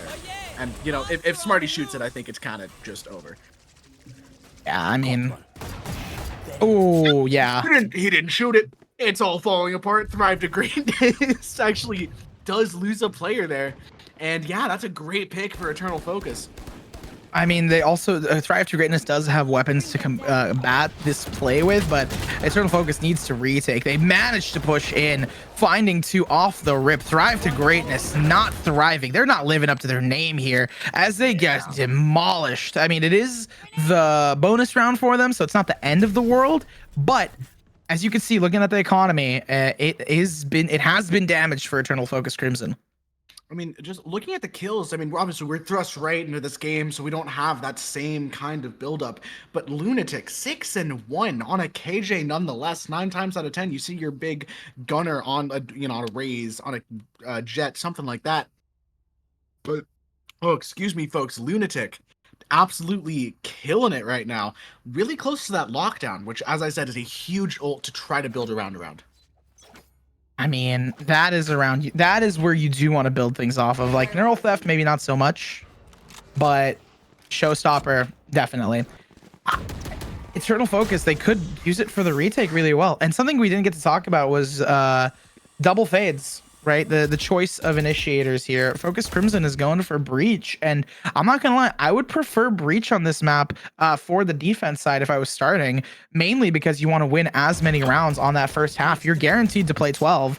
Whereas if you're on attack, yeah, Gecko makes a lot of sense. It's easier to plant. You have more room to take space. You can contest a lot of sight with just getting the wingy boy to do your bidding. Yeah, I mean, like you said, you are guaranteed to have those 12 attacking rounds no matter what. And Gecko on those rounds, I think, makes up for his maybe, I'm not going to say lackluster. Gecko is still a very good character on defense. Great info, great space, just, denial tools.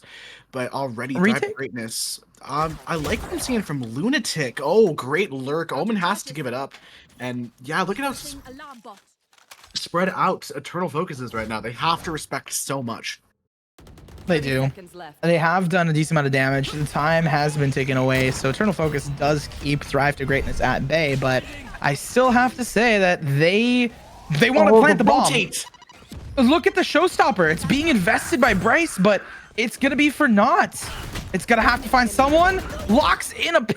That would be huge. Thrive to Greatness have no recourse to get this bomb down. Eternal Focus read into the rotate. Mere milliseconds, man. Gecko about to plant that bomb. That could have been everything, but Drive to Greatness falls apart towards the end. They might have just taken their sweet time a little too much. I think this is the first time we've seen a team consistently go punch for punch with Drive to Greatness. I mean, they've lost 3 rounds so far. That is not exactly a 2-2 scoreline right now. So folks, Drive to Greatness might have finally found their equal. Eternal Focus, can they answer the call? Or are they just going to fall like the rest of the teams?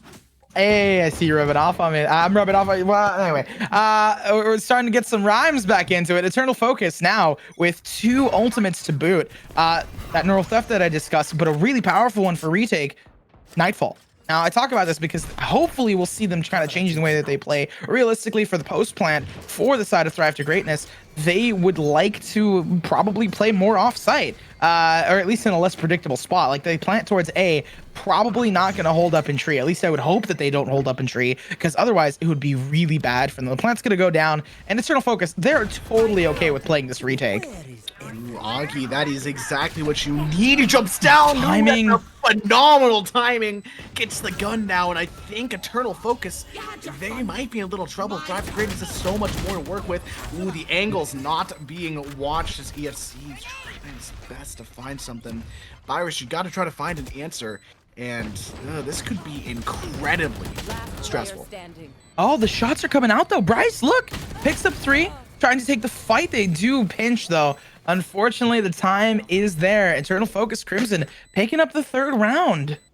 Yeah, just genuinely a phenomenal retake. They took it down, took the space, got that Cypher ult to hit the retake, so they didn't have to worry about somebody lurking in the back. They didn't have to respect so much. They knew exactly where everybody was and committed all of their resources to just flushing people out of the site.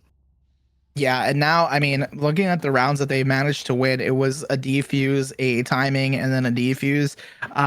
For Eternal Focus, they are putting up a good fight, right? They're changing up that round differential for Thrive to Greatness. For Thrive to Greatness, they have been waiting when they've been getting kills. So maybe play a bit more spread out, try and get some picks before fully committing into an area, which is kind of what they're doing now. They're not going to be going towards A, so Rebel Control completely lost, but, they can still try and find a pick or 2 here. This is what I was talking about with Breach. Oh, yeah. I was about to mention it. They might have been listening into the stream. Great flash. Absolutely shut them down.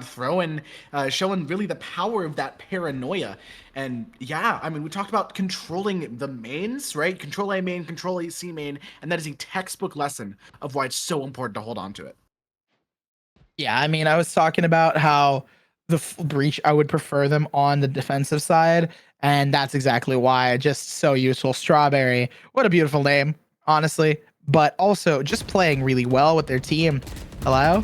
Waiting here. Strawberry taking down one more. Thrive to Greatness. They really need to reconsider some of their strats. Maybe sending some lurkers out because they have not been winning these gunfights. And It's just because of the timings that Eternal Focus Crimson has been able to find.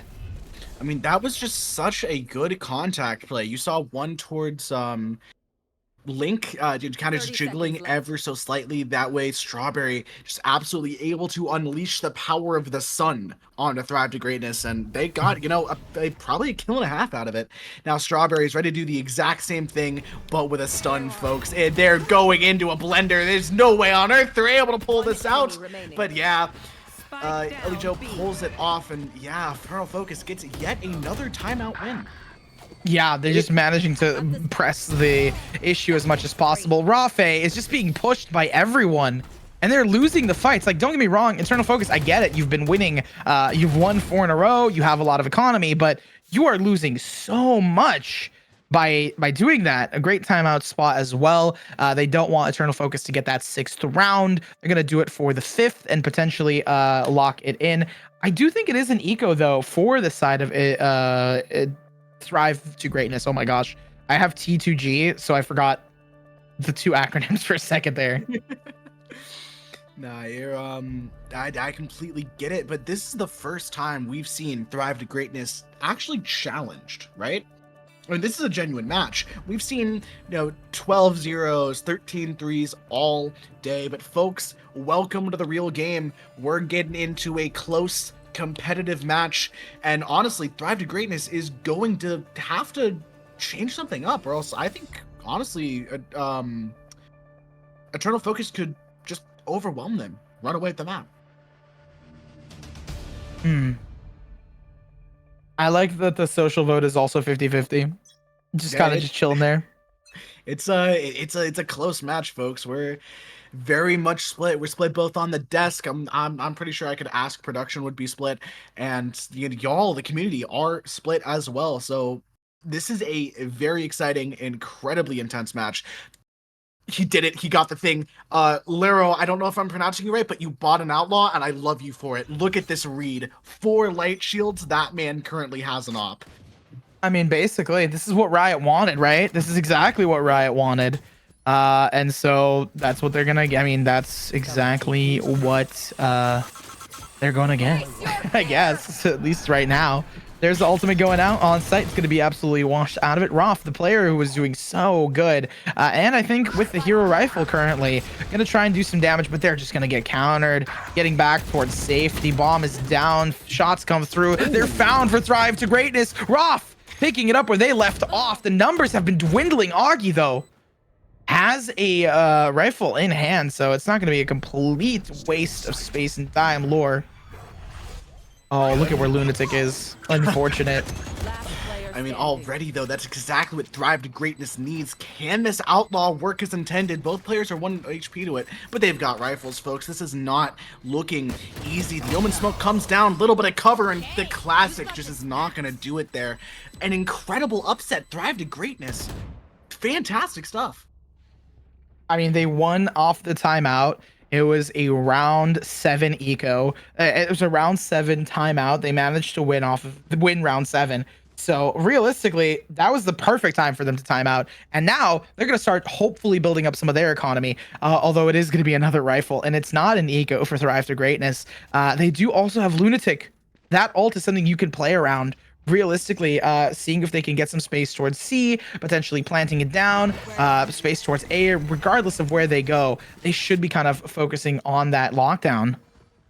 Yeah, that lockdown, I'm honestly surprised to not see it towards A. They might be saving it possibly to stall out the retake because they know how good Eternal Focus is on those retakes, but Augie, he's stuck by himself, needs to find something as the tripwire gets triggered, possibly trying to find some kind of kill, but now he sees all. This is not looking ideal as he tries his best to hold on to the site, but he gets flanked from the back. Smarty takes him down, and that's going to be the site for Thrive to Greatness. They managed to grab it. The lockdown comes through. I was talking about how they need to play around it, and that's exactly what they're going to do here. But look at how they've read into it, knowing that these players could be corralled towards the flank. Shots coming out. Random finding 1-2. And I mean, it's just Eternal Focus with nothing that they can do. Yeah, that Stinger is really just not going to cut it against so many rifles. A flawless into this round. that timeout might have been worth more than we gave it to him. That is a phenomenal change of strategy. Way to just calmly execute on A. You know, there's a lot of chaos going on. They had one member to deal with, and they just calmly flushed him out with utility, killed him, didn't even get traded. Yeah. And just looking at the stats here, it needs to be a save. Eternal Focus Crimson is just chilling. Virus leading in 2-1 KDA, but realistically, Thrive to Greatness all across the board have been able to be super consistent. Augie missing some of the util there, unfortunately. I mean, hey, he gets it down. Yeah, no. It gets immediately broken. No, that's way too late. That's why I said it was a miss, because like they pop it and then immediately look at what Thrive to Greatness does. Yeah, but already the sight hit going through. Gecko blind, not gonna find a soul. But hey, that's what we got the flower for. Strawberry, dude, what are you looking at? He's completely blind now. Virus gets one with the showstopper, able to continue it up and wait a turn. Whoa. Doing a great job of taking the sight back. One enemy remaining. They might be winning this. The 9th round might be found here. Virus with the 3. Random needing to find a pick if they want to survive this. They can't be backing up. They have to be pushing in. There's no time. Oh, that's so tragic. Such a good call onto that Clovel. Dude, you just gotta run in. There's no way they're ever gonna fight you. And unfortunately, that time just was not low enough to try to stall like that. I mean, look at it. They got 7 seconds left on the bomb. They could have done that all day. It's just going to be a defuse as it comes out, and they pick up some rifles in return. Looking at an immediate buy, the economy is looking healthy for this side of EFC. On the flip side for Thrive, they have to buy, like they have the money for it, but realistically, the only player, I think it's 38, Antimo, I hope I'm saying that correctly, 38, they have, interesting enough, 38k, if that's an 8 not a 6, and a throw ultimate ready, so kind of poetic in its own way.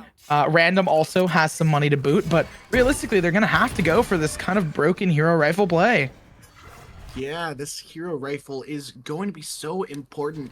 Going down yet another 2 rounds could be kind of disastrous. That allows Eternal Focus to at least go even on the half. These Cypher tripwires are diabolical, by the way. It's messed up. They're going to break 1. I think, yeah, they got past the second one. Though, unfortunately, those Cypher tripwires are not going to do the trick. But Thrive to Greatness finds themselves with the sight. And Raph, you cannot miss that. That's really going to be rough as now the detain comes through. Beautiful action. The retake's falling apart. And Thrive to Greatness should just be able to clean it up. Yeah, especially with Raph finding the 3-piece there, being and also followed in by Raze just to immediately do some damage on top of that. Realistically, at this point, they're gonna save the op, right? Lore not wanting to lose that, like why you wouldn't want to lose that, right? Yeah. No, I mean that op is crucial right now. Thrive to Greatness, man. We're seeing just, I'm not gonna say thrifty, but just broken by thrifties. So many rounds that should on paper be over just come through. I mean, both these teams. Oh yeah. Really doing a phenomenal job. Oh. You got it. It's fine. Quaking in my boots just a little bit, but Thrive to Greatness able to keep it up. And yeah, let's go back to this replay. This Gecko ult is massive. You can see how Raph gets so much damage onto Raze, is about to get overwhelmed. There's so many players, and then it's fine. Gets detained, swings back, gets the free kill, and Thrive to Greatness is able to clean up and just basically get an easy round. Yeah, I mean, realistically, the bomb going off there, super good for them. Just because then, like, not only is it fun, but also because they managed to keep most of their weapons intact. It gives them a win. It's going to be 5-5 on the board. It's pretty dead even so far. The biggest thing I have as a question mark is, why is Lore so far up into this? That is an exceedingly good question. He doesn't have a get out of free jail. Okay, he could drop down and TP. But I don't know if I like that. He's against 5 players. He might not be ready for the cage to swing close. Gets a free kill. Gets the TP away. And I think he's actually going to be able to get away with murder there. But he got a little too greedy there. Lunatic cleans it up. And that should be the A site for Thrive to Greatness. Yeah, they're going to play it a little slow still. So the rotate comes out regardless. But When they get spotted with nothing, they'll know. Smirty immediately runs in knowing, all right, there's no way these players are here. I have to take a pop shot. Jumps over it. The tech coming out for Strawberry to stay alive. They did not want to be made into a smoothie today. Oh, no. And that's going to be really bad because keeping Strawberry alive will be huge. Thankfully, Lunatic able to pick up the pieces. Strawberry pushes in. Roth grabs them. I mean, honestly, that was terrifying. If Strawberry had the timing on a player and they didn't go down.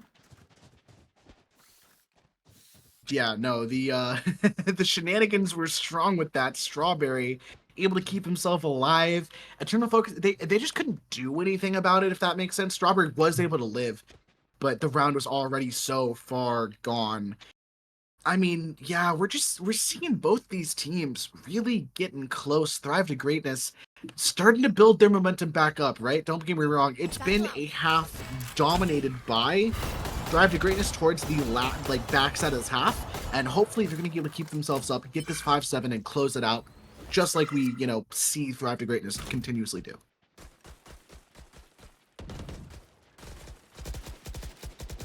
Just meandering towards C. Getting some Cypher util. I have some info, but realistically, Augie is going into this round very low, so they need to try and catch some timings. Finding one, but it's a little too late. The 2-for-1 special Augie is going to dominate. That is such a solid timing from the Sentinel players. I mean, yeah, playing around those cages, that's exactly what you need. Lunatic, you can't slow peek into that angle. Gets cleaned up. Thrive to Greatness now on the back foot. They're going to need to find an answer, and I just don't think there's one in the books. Ooh, wait, you've got to clear it. You've got to clear it. No. This could go horribly. And now he's able to playing, get the ring. oh my god. Playing aim labs here, like straight up. He gets off the bomb. He does get flashed. Oh, he cleans it up. But that is one of the most ludicrous endings to a round I've ever seen. The amount of things that had to go right for. Oh, yeah, he's checking it out. He's like, oh, he's clear that last time. That is incredibly unfortunate. Look at these shots. Clean, concise. Every single one of them is a headshot. Yeah, and then, dude, Animo is gotta be feeling like just so bad because it would have been 5-7 and they could have gotten it, and they were blinded. We see the hit marker on top of that. That is a little bit of luck not going towards Thrive to Greatness, but honestly, to get it that close either way, I mean, Eternal Focus has to be sweating. That was a free round that they almost just threw in the trash. Yeah, I mean, they had everything. Obviously, they're sweating. They're happy that they won, but Lore really dropping it for them and winning it out, and not in a bad way. Just kind of like the Lore drop meme, but that's just got to be feeling raw. Like, the feeling has got to be super in the moment here. Even though they are doing a good job of pushing into space here, Augie and Virus win things through. It feels great. There's Animo trying to reach back their former glory, but not finding much. Just Lunatic now. And I feel like EFC, they feel way better now, especially with that weight lifted off their shoulders. Yeah, that was just such a good retake. Post plant. I can say words, I swear. Eternal Focus would just hold on to B-site, get themselves into Link, and clear it out. They used a Raise Nade, Fade Seas, everything they needed to bunch up their fights and take them together. For me, I mean, 6-6 was on the board. They just won off of mainly kills and getting that bomb down. It's the buy round for them. Thrive to Greatness. They've been a very dominant team so far in the event, so they want to continue doing that by buying up sheriffs here. I feel like the read for the side of Thrive to Greatness and just having sheriffs, like, it's gonna hurt their economy in the next coming rounds. Oh. That judge is such a good buy. Getting it a Link might get. How does it do that much damage that far away? That is genuinely ludicrous. Eternal Focus gets so much damage onto it, and Thrive to Greatness is really gonna be struggling. Yeah, it's gonna be a tough time for them. They did buy up sheriffs here. The thing I mentioned was like, hey, these guys realistically are going to lose most of the sheriffs, if not all of the sheriffs. and they're not going to be able to bonus too much into the next coming rounds. So, yeah, makes sense. The fast B execute to play off the anti-eco to let Virus kind of cook things through makes sense. Ren getting one onto Strawberry will be really good, but at the end of the day, it's not going to be as good as just winning it out. Excuse me, folks. So sorry. Absolutely. I cannot agree with more with what you said. That early eco, especially losing so little, they've gotten this outlaw, bro. I love Laurel. Okay, I'm an outlaw nerd. I love it. I think it's so cool when someone reads the economy correctly, and Laurel has read it perfectly. That man has an op round 3 against everybody but Lunatic. Yeah, I mean, that's like the benefit of that law. That's exactly what they wanted out of it. So I'm not too surprised that that's kind of what they're going for. For me, like on my end, in what I'm seeing here, for Thrive to Greatness, they need to start taking this a lot more seriously. Like, look at these pushes. They're just pushing out towards here. They know that it's going to be a rotate, especially if they've gotten some feedback off against it. And as you can see, Augie's already rotated out. I mean, Thrive to Greatness, they don't have any ultimates to play off this round because they haven't cooked it up enough. And neither does EFC. But the site take is really what's going to have to be good for them. Like, the Augie was flashed there. Imagine to find Lunatic.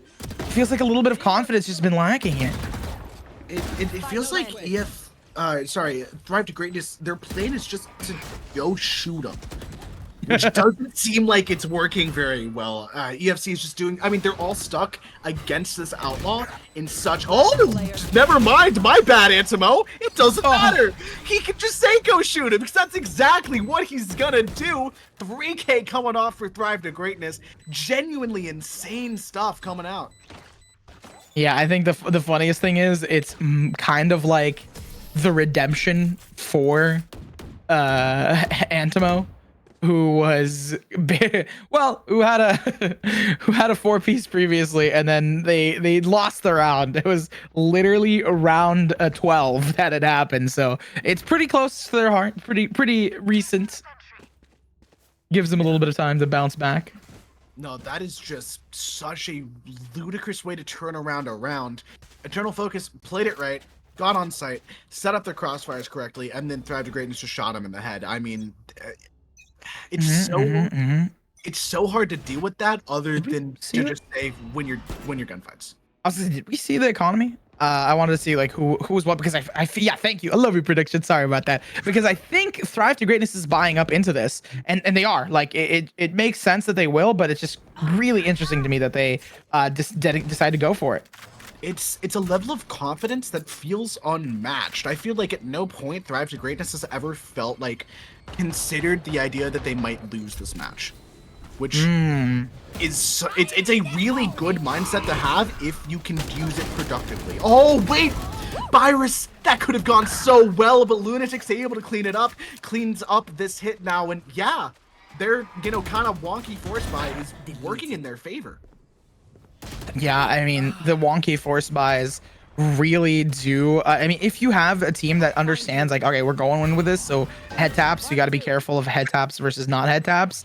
That is really important, right? Like, what recoil control are you going to go for here?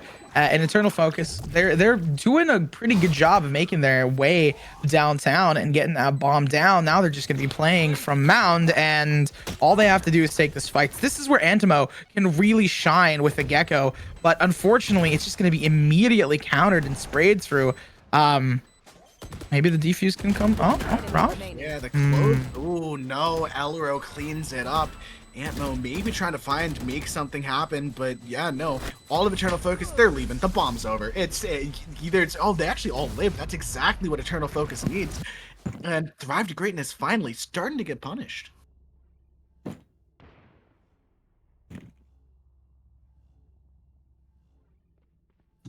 There we go. Just quick little back and forth, and these guys have been going kind of back and forth, at least so far, with the play style. It is attack sided, so I'm not too concerned with Eternal Focus winning. Strive to Greatness, they should be kind of paying attention to, okay, where are we, like, how are we going to be playing this? I feel like they can be and should be playing more for retake, considering that that is one of the first times that they won was playing for retake when they had better weaponry. They also have such solid ultimates for it. But please don't use the Thrash now. Unless it's like a 1v1, the Thrash should not be used because they have no weapons to back up a support ult like that. Okay, so you're right. Like, I objectively agree with you. I feel like Thrive to Greatness is gonna do it. That it's just how they play. They're so... God, I would hope not. They're so puggy. And it's either going to work or it's not going to work. A close match isn't something that Thrive to Greatness is really gonna... They're either gonna absolutely decimate people or get decimated. I find that funny. I find that really funny because it's just like, they're either gonna win or lose. So like, yes, Excel. I'm a bit of a genius, all right? You don't gotta tell me, but... Yeah, they're farming up some more. Okay, now, like, Thrive to Greatness. They're somehow winning this. They have been playing Ratty, and they're playing for retake. This, like, is totally fine to pop now. They decide not to, because they shouldn't, thankfully. Like, you do it on a more impactful round, and that is going to allow Thrive to Greatness to win out. The shenanigans are too much, man. I don't understand how Thrive to Greatness just continues to find... just bull crap. It just nothing. They pull nothing and they turn it into a round win. And they pretty much like, oh hey, check this out. I did that. Like, how did you do that? That's not. You're not supposed to do that. You were supposed to. Magical, like, mystical guru. It's exactly what I'm seeing right now. Yeah. I mean, 6-8 on the board. Thrive to Greatness looking pretty good as they are trying to push things through. Key ultimate being the not dead yet for Clove. They can realistically do some damage with it. Augie on the lurk, just making some of these players sweat. Trying to find double digits. There's no way Thrive to Greatness doesn't play for retake here, right? They've got the Fatal, they've got the Showstopper to play around with, Thrash as well. It's just so incredibly strong. Yeah. But I mean, yeah, no one's willing to go into this site quite yet. Just kind of relaxing, taking their time. I think finally Eternal Focus should hit this site. They're all poised and ready for it. But I mean, they're probably going to do it at 50 seconds. I thought it'd be cool. Try to find a time a little off, but the hit is finally going to come through. Whiffs come out. Lunatics can't quite find it. And yeah, that not dead yet allows Random Schmuck to get another fight in. They push in. I love the name Random Schmuck because when you say it, it made me think who, and then I was like, oh, the name Random Schmuck, not just some random schmuck on the server. Eternal Focus Crimson having a hard time getting the plant, needing to push off into a different angle. Elro, as we just got explained to us by production, trying to go for the plant, but not being able to do so, considering that they're being denied. Now having to stick the plant because the timing, it's found onto Smitty or Smarty. Oh my gosh, man. Now I'm second guessing myself. Because I'm like looking at the names, I'm like, oh, what's going on here? But Strive to Greatness, they have to play this retake with a man down, with a man up, I guess. At least it's even. It's shenanigans, dude. I guarantee you, I'm gonna call it right now. Thrive to Greatness is gonna find some stupid way to win this. As we are gonna see Raffi, cleans up one. Elro has the one left. He's able to get the Vandal on. But, ooh, wait, does he get? Does he check it? Gets out, swings through. Oh, what he does! It's absolutely ridiculous, Elro! What? Short speaks, swings to the smoke, does everything right, and then Raffi says no, shoots him in the head, gets the defeat. That is kind of wild. Oh my god. It's such a strange, flowy style of play that Thrive to Greatness is currently showcasing to fantastic effect. 9 times out of 10, I think a team would panic if their, one player got picked off in a 1v2. Raffi didn't seem phased. I mean, realistically, you kind of need to just have that stoicism in these last rounds. It's going the distance. This one is definitely going to have a very negligible deficit or positive. So it's not going to affect, it's going to like create a bigger number for these teams, but it shouldn't affect the differential considering how close it's been, how competitive it's been for these guys. Antimo, got to pick it up immediately and hopefully push for Thrive to Greatness. Now, this is where you use the Thrash, right? You prevent it as soon as you hear that bomb tap. You just pop it and try to take the fight. Really bad timing. Still going to be saved, though. Thrive to Greatness has the numbers. Unfortunately, they find the double digits before EFC. Eternal Focus, they were the ones who got to 9 first, and they were closer to 10, but 3 rounds in a row being picked up by the side of Thrive to Greatness. I'm worried that Eternal Focus is starting to run out of steam. It's, that's such a strong start. Dealt with the half, but we saw Thrive to Greatness start to adapt towards the later side of the first half. I think we're seeing the same thing right now. Last 3 rounds absolutely dominated, and they still have the ults to play around with, folks. Eternal Focus, they've got to build something up much sooner rather than later. Yes. Yes. Yeah. I mean, like, it's not even a question. It's like, it's 3 rounds in a row that have been picked up. They're pushed. Thrive to Great is just pushing out, playing as if they're playing on attack. They're taking so much space into B main, and considering this is my least favorite part of this map is that you could take a lot of space B main and then you're in the faces of the attackers relatively quickly. For a confident team like Thrive to Greatness, it just works so well for them because now they have the opening picks, they have the numbers advantage. Sure, they lost Raze, but realistically, not the most important for a defensive half. I mean, they just split the map straight down the middle. They had the bomb, and I like what Augie's trying to do here. He's trying to give his team any kind of opening towards B. Little bit of distraction, door opens up, little bit of bamboozlery, but I don't think we're going to see a kill anytime soon. Slowly and steadily, the race can be won. I'm surprised Thrash has been held on for so long by these guys. Like, he's just had it for a hot minute, so... I think by the time he wants to use it, everybody's either dead or he's dead. It's not, I don't think it's some crazy calculated decision. Rafi, it's so easy for him, man. He just walks around corners, shoots people in the head. And yeah, Thrive to Greatness, they're really finding their stride right now. Ain't nothing gonna break my stride, ain't nothing gonna hold me down. And I know that these guys have to get it moving because if they don't, it's going to be GG's. It's over. I like that the timeout's coming out now. A little bit concerning, but still works out. It's fun to see the social vote. It's really fun to see the social vote because sometimes it's like really in favor of one team and they're doing really well. And other times it's like this was 50-50 and you can't really like either way. It doesn't really matter too much because it's just dead even. And I can understand, right? Because for Thrive to Greatness, they want to maintain a lot of their standings here, especially in the first day of this tournament. But, I mean, it's rough for them, right? It's been a really hard journey. Thrive to Greatness, currently, looking to just end it off. And their momentum has been stopped right now. Hopefully they can push past the timeout.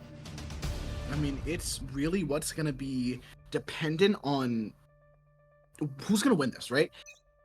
Eternal Focus, needs to find an answer so much sooner rather than later. They're down on a timeout. They've got 2 rounds to play with, and they have 4 to make it up just to get to 12, right? Thrive to Greatness only needs to make 1 round to get themselves into overtime. So Eternal Focus, they need to change up how they're playing this. Slow down this aggression, take map control, and stop letting Thrive to Greatness just walk all over them.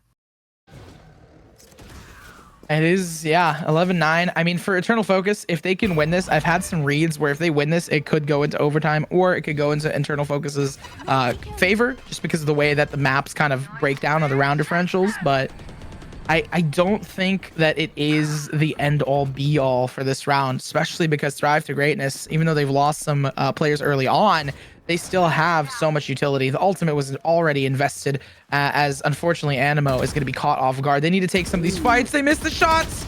Information's gained. Strawberry going to take them. But look at this. Time to Greatness ain't out of it just yet. They might have lost some of the sight, but they still have the players. Elro with the Stinger trying to find these close range fights, and that's a beautiful bomb handoff. Virus can't get out in time, but he does get the bomb off over to his teammate Elro, man. It's a 1v3. You got a Stinger. What have you got for me? It's a dream, an attempt. Yeah, that attempt probably going to be swiftly cut off. The alarm bot just they have so much information that he's nowhere near CT, right? He can't push up, he can't try to isolate one, and honestly, if somebody comes from CT, I feel like he's really going to have a bad time sneaking forward. This is exactly what you need. The timing could be huge. He's able to get one. The paranoia comes out huge. Has the Vandal to try to play around with, but the shots, they're missed. He had the 1v1, but Elro can't clean it up. Thrive to Greatness get themselves on to match point, and Eternal Focus has a bit of a winding road to climb. That's match point, and that's just 2 rounds in a row that they've won with just killing and demolishing him. Sorry, I misread that. I thought the most recent one was a complete bloom, but no, it was actually a defuse. But because it looked like it was 2 in a row that they won with just taking them down, I was like, it's probably another in a row. I mean, match point attained. They've broken the momentum. They passed the timeout and they still managed to win it through. Eternal Focus most likely talked the most about this round. This is the end. This is the round where they should be buying up. I believe they've bought up, but either way, Eternal Focus Crimson, they don't want to lose this. They fought this so much. The deficit in terms of their win to loss ratio would be big. I'll find you. Yeah, well, we are going to see Rafa getting a nice little bit of information towards a main. Thrive to Greatness knows what's going on, and Antmo might have started what could be the last round here, as Strawberry does be the first to fall. The Eternal Focus Crimson, losing that breach is really going to make it hard. And I think they're just going to try to force themselves onto B, get the bomb down, but Smurdy gets it onto Virus. Beautiful kill, and the Thrash finally invested. There's so many problems, and now it's just Elro. I mean, Elro was here in the past. We've seen this before. They do have a Vandal this time, so there's something to work with, but I think it's all for naught. It's just a Thrive to Greatness doing a way better job on the defensive side, picking up the win, 13-9. Yeah, that is a incredible job done by Thrive to Greatness. I mean, I was kind of seeing their downfall. I was like, oh, they might have gotten a little bit lucky in the first 2 matches. They're really not that great. No, they really cleaned it up and did a phenomenal job of getting themselves ahead of the series and doing a very, very solid job.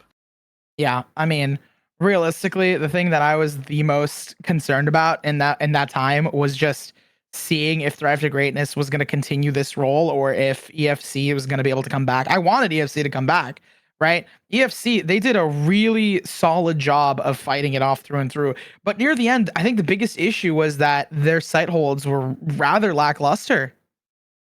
Yeah, absolutely. I mean, they just continuously got picked off by Thrive to Greatness, and they were just able to come in, bulldoze it over, and just find themselves with a free site. Yeah, I mean, it'd be like that.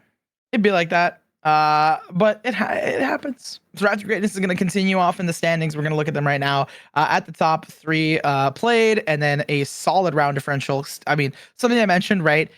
Because it was such a close game, the difference is very much... I think it's minimal. I don't know how it plays into it. I still think it's really high up because you still have more wins than losses. They kind of balance each other out. And I was more or less correct. They're still at 27 in the differential. Obviously, the number is bigger. On the flip side, we see Luminescent Sapphire. They've already played 4. There's a win by forfeit there, and they're going to be stuck at 25, but still a very solid score. 3-1 is a very good just place to be at. Lucky 7 up top as well. I mean, we're starting to get into the end of the broadcast here, so we're starting to see sort of who's the leader, who is going to be the top 6 for this so far. Folks, these are the people to beat. Anybody right now staring at these teams? I believe there's 16 teams in this qualifier. Only 12 of them are on this leaderboard. If you want to get your ticket into the next stage, you've got a whole nother day. You've got a whole nother match. You've got to be aiming for these top 6 spots. Yeah, but we're going to be headed to a short break. And when we come back, we're going to have Wonder Academy versus Outgoing Esports. So stick tight, and we'll be right back.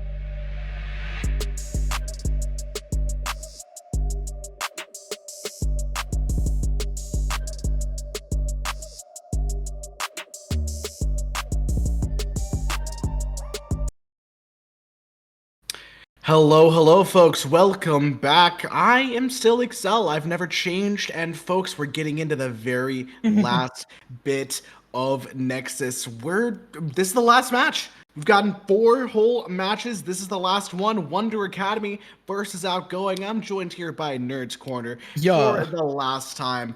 How you feeling about this, man? Last time, we're never gonna cast again. I see how No, it is. This I was see how. terrible. I hated every second of it. Oh wow. Oh wow. Oh wow. I see how it is. I see how it is. But yeah, I mean, it's an interesting team up. We've never seen the same team like twice so far. So it's always like going into it brand new, considering it's just the group stages, it's the round robins. We get to see the standings in a couple seconds when they load up. They're going to be fixing them up, moving them around. Luminescent Sapphire moving up by 2 places currently. Tofa going down. Same thing with Outgoing Esports. So we know a little bit about them. Outgoing Esports currently number 5. They are 3-0. Round differential 18 is still really good. It's a positive. It's not like 3 or 4 like we see with Nexus Gladiators or Mango Slices. So it's pretty spot on. On the flip side, right? Some of the earlier games, like we saw Sushi Boys, they're not doing so hot.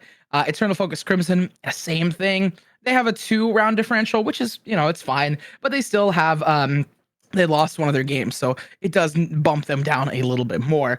I don't see I don't see Wonder Academy on here, which is really rather unfortunate, I would say. Yeah, absolutely, folks. I will say Luminous and Sapphire only in that third place spot because they've played more matches than everybody else, right? They have more points. They're still a match ahead. Absolutely, Thrive to Greatness, Lucky 7. Anybody at 9 points right now could get to 12. Luminescent is still at 9. But Outgoing, man, everything is currently in their favor. So Yeah, I mean, they we can don't try to see find, we yeah.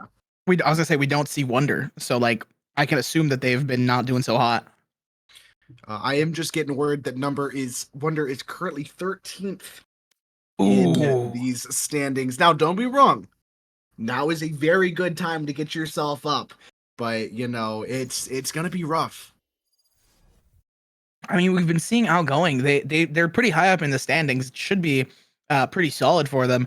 And of course, we're going to Bind. My ever love, just love of Bind. It's so outgoing. Some would say. I don't know. We were memeing on it earlier. I don't like Bind. That's it. End of statement. Yeah. I like Bind. I'm not gonna say that I don't like Bind. It's not like, oh boy, my favorite map, but don't get me wrong.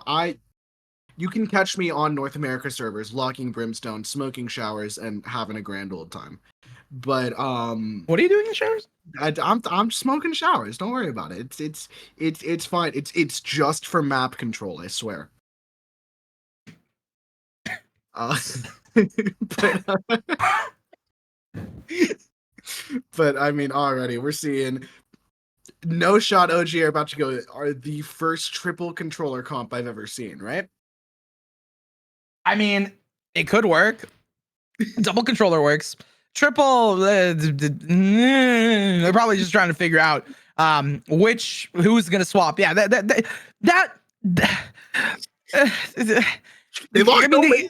They locked Omen out of both. I mean, Omen is not who this would be the first time I would see triple controller. There's no way. Don't get me wrong, it would be. They locked it in. Nerds, they locked it in. That's 3 controllers. They have 3, 1. They have 6 smokes, including a wall. That is. I mean, don't get me wrong. You can play Viper kind of like a Sentinel, but even then, it's like. I don't know. I mean, they're up here for a reason. They're pretty high up in the standings. I'll give them the benefit of the doubt because I don't want to talk negatively, but God, that is such a weird composition. In terms of meta, man, this is not it. But I am as a controller main, I am so down to be proven wrong. Like, please show me the error of my ways. Outgoing, man, what are you cooking? I am absolutely thrilled to see this pistol round. I mean, they're cooking showers apparently. I hate it here. I'm just gonna leave. You can take care of it. I mean, Sky on both sides, so the innuendo continues. If you get it, you get it. If you don't, you don't. Wonder Academy. I'm probably wondering what Outgoing Esports is thinking. They have what it takes. I mean, Brimstone makes sense. The 3 smokes is gonna be really good. They could probably. I feel like the coordination is going to be the biggest thing. So we don't smoke the same things. Like, oh, I'm smoking here, you're smoking there. Like, being really consistent. And I wonder if they are going to do that round for round, or if they have like set areas that they smoke. Like, oh, I smoke CT. On A, on B, I'm the one to smoke CT. I'm the one to smoke elbow. I'm the one to do this. But the site take commences, the plant goes down, the trades come out, and Outgoing Esports is going to get the plant down, right? There we go. Yeah, they get the bomb down. Nope, of course. Spove Noodle cleans that up and gets a kill. I'm liking what I'm seeing. Gyra might have a bit of a play now. Dislo. I'm seeing these individual peeking plays coming through, but OG, they're able to just anchor themselves down on the site. And yeah, no, that's not going to do it. Wonder pushed into so many off angles. And I do want to touch on something. It's a little interesting here. You don't see it a lot in tournaments. But it's the tilt factor of seeing the other team's awful comp. Like, you ever load into a match and see 5 duelists and just go, man, and just have a bad time? I don't know. I don't know if I agree. Like, It feels disrespectful. Like whenever I get like played against 5 duelists, I'm like, dude, really? We're doing this up here and they do it and I lose. I just feel bad. Blinded.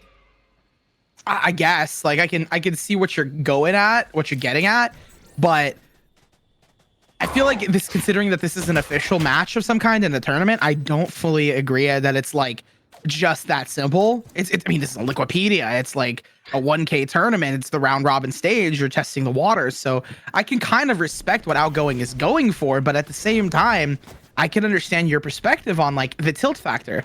Considering Outgoing just won, I'm surprised that they lost this fight. They're gonna, oh, very close, but Xeno's there to pick up one more. I'm liking what I'm seeing from Palace now. Spider gets the one, rotating back, maybe trying to clean this up. OG is starting to get surrounded, but they just have the better guns. This should be a clean, surefire clean up, and yeah, no, Wonder Academy really going to be struggling here. I mean, they have guns in hand. The player that went down, I believe, was on the eco, just saving for the team, so it makes sense. Xeno up top. I'm gonna see what they can find here. Dislow. No way. That's your own teammate. That's your own player. Spider. No drama. Spider catching Dislow. The two going out. Pretty easy victory here. I did see Dislow jump there. I was a little surprised. You know, the right click's good, but it's not that good. Already, yeah, both teams. Dude, look at this bonus. Technically, I mean, I'm seeing a Vandal, 2 Guardians, a Spectre. Don't get me wrong, Outgoing could absolutely win this round. I mean, they can, right? We've been seeing throughout the tournament consistently that 3rd round bonus conversion has been off the charts for some of these teams, especially as they buy up into a Dislow, deciding not to push it as aggressively as Noodle's going to take down Xeno. Gets the early pick for Wonder Academy. Even though they lost some HP, that's fine. That's where the Sky comes into this meta, into this play. They could get healed up before they re-hit the site, because looking at the playstyle, Brimstone's just chilling back here. Yeah, they're just trying their best to hold on to this backside area. And it's so much easier to retake if you have backside instead of having to rear clear through, get U-Haul control, do the whole rigmarole. That adds at least 15 seconds to your retake time. And folks, that timer is already tight. Gyra, 1 controller down. We've only got 2 more to go. They have so many smokes. It's still so hard to go past, but Wonder Academy for once has a solid numbers. Oh, please. Oh, he gets 1. It's a beautiful kill. He's able to get 2. Cairo cleans it up, and that should be it. Outgoing, no way in this lifetime. Wonder Academy gets themselves onto the board, and Outgoing might have a bit of a contender here. I mean, where were they going? Like, what was the plan there? They TP'd out really quickly towards U-Haul, U-Haul. That TP'd towards Hookah. Palace was there, playing in Hookah. It's funny because I heard that one time very early on when casting, someone called Hookah Palace. Mm-hmm. So that brought a core memory back to me, and I don't know why they commented. Still to this day, I never asked, and I never got confirmation. But Palace in Hookah yet again, looking for those rat spots. Makes sense. They're playing as Viper. Early flashes come through for control to try and get some information. I mean, realistically, for the side of Outgoing Esports, that was their bonus, so it makes sense. But they're just trying their best. Oh, it's barely spotting some outs. Oh, and so much damage onto Fluid as well. That is a great pick. Yeah, I mean, way to just clean it up, get the chew. He, kind of played that angle advantage really, really well there, and just found advantage gunfight after advantage gunfight. Palace, though, I don't think he can make it out of that one. He gets one with the molly. That is genuinely absurd. Sori has so many to fight with, and Dislow does fall. One more on the back. Spoover Noodle needs to try and contain this right now, as Outgoing is in a 1 versus 2. Spoover Noodle's starting to find this wraparound. I like what Zony's doing to hold this on towards the site. But, I mean, folks, he's just contained in Hookah. There's not a thing in the world he can do. Waiting around downtown, cruising fast, seeing where they can go. Realistically, for Wonder Academy, right? They're looking to just win this and be over with it. Just have a fun time, get the second round. But Zori, they have only 20 seconds to get onto this site, get that plant down and push in. There are the smokes coming through, a little bit of damage and some noise with the shots fired. But the perfect timing for Spoov and Noodle. It was right there, man. I saw it. He had the flicked around to try to get him long and just couldn't hit the shot in time. OG gonna be on a deagle by now. Honestly, yeah, this is looking to be a very, very close game at the moment. Two on two. I think we definitely expected a far more one-sided game towards Outgoing based off the standings.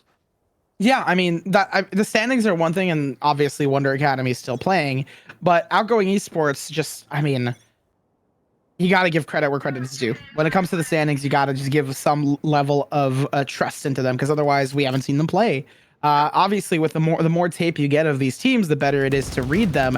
Oh, the solo fight, Dizlo. I'm surprised they were able to win. Zoni off screen, finding some more. I mean, it is the eco round, but both these guys not getting traded is rather difficult. It's rough to be in.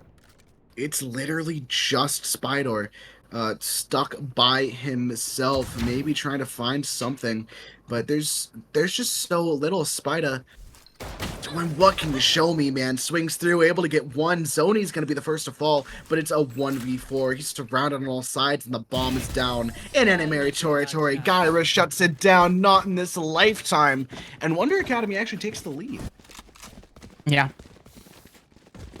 They managed to pick it up 3 in a row that they've won just by taking down the players, killing every single one of them on the defensive side. The biggest concern now is just how can Outgoing Esports counter it. They're on attack. They have 2 ultimates. Spider pops the Seeker. Seeker spots you out, and then you get some information. That would be probably the best course of action. Biggest threat is the Thrash. Gyra just pops it out, and then what are you gonna do? Yeah, it's genuinely such a difficult place to be in, as you know, this Thrash is so good at taking so much map control, and honestly, Outgoing, I'm not seeing them leverage their 3 controllers. Right, you're going to pick a comp with 3 controllers for a reason. I'm not seeing them leverage it at all. No, they're not really utilizing it as much. I've been noticing that they haven't been smoking the same areas. So that's good. The showstopper comes through, but it doesn't find anything. It does not find much. Yeah, it could have been such a good opening round, but no, the TP comes through. Actually, OG found a beautiful read. So they're on to an uncontested A site, but folks, this Thrash is waiting to try to find a retake kill. Backing up towards Showers. I'm loving the plan, but I think it could go very, very poorly. They have the Brim ult, possibly a lineup. Yeah, this short location is a very common lineup area. Never mind, I'm staring at the wrong team. There is no Brimult to try to play around with. Wonder Academy cleans it up. Outgoing should be able to play that, and yeah, that does get spoken up. Wingman does fall, and yeah, that's beautiful. Exactly what you need. Ah, Spider cleaning things up right near the end. They had the they just played it really well there for their post plant, and this is where we were talking about like better post plant positionings for the side of Outgoing Esports. That's kind of what I was mainly thinking of. And all of these rounds, by the way, have been, I believe, won by just kills. Right? Obviously, time being a pressure and a factor for both of them, but we haven't seen, if we can see the scoreboard real quick, nudge, nudge, hopefully we'll get more clarity. Yay! Yeah, it's been all kills. Like I was gonna say, there's no defuses so far, so the time has been a little bit of a factor for the pressure. But realistically, if they're gonna be in a shooting gallery, Outgoing Esports should just be, you know, very comfortable with it, right? They have the higher standings. They have players that are presumably higher ranked just by what's going on. I think that's what you need to do. And same thing with Wonder Academy. They're aware of this. Showstopper comes through, clears out everything. Shots found and landed on Gyra. Whoa, that was a very interesting angle to shoot that from, and it still landed. Yeah, no, that absolutely killed it. And, you know, Outgoing now has full site control. I'd love to see a little bit of elbow contestant, because honestly, that does such a good job of, you know, just cleaning it up, taking elbow, making a retake difficult, but Drizzlo trying to make it happen. We're seeing a slow elbow wrap, and OG doesn't even need it. They clean it up with ease. Not a soul sets foot on site, and Wonder Academy just can't get it done. I mean, Wonder Academy not finding that one, and that's going to be the first time Outgoing Esports in this sort of tumultuous spot, managing to pull back the reins of control. I mean, again, right? It's just been a lot of killing. It's been a lot of just shooting players in the face. It's in the immortal words, I believe, of Bren. It's an FPS. You're going to get shot. So for me, right, I'm thinking of this more practically, where it's like util is important, but being very comfortable on your positioning would be even more valuable. Spuda, good play. There we go. Look at those shots. You know they're on an eco, so the thing I'm surprised about is why Outgoing decided to go towards Hookah. Yeah, no, I mean, they're running directly into that Judge. That is like prime Judge territory. That and U-Haul. I mean, Outgoing, they still cleaned it up, but man, that Judge took a toll on their economy. It took a 3-person tax write-off. I mean, like, yes, at least one. I like how sometimes when casters like need to hold a straight face when I say some stupid stuff like that, and then sometimes they just break character because it's like a little too goofy. But yeah, the 3-person tax write-off does cut their bottom line for a little bit, but not so much. 3K, 4K, it's really looking good. On the flip side, we have light shields on some of these players, $0 on others, and 150 credits left. Realistically, they're going to have worse off utility for Wonder Academy going into this. Outgoing Esports now should be kind of playing more towards the util side, realistically looking at where they can apply pressure with the triple smokes that they have.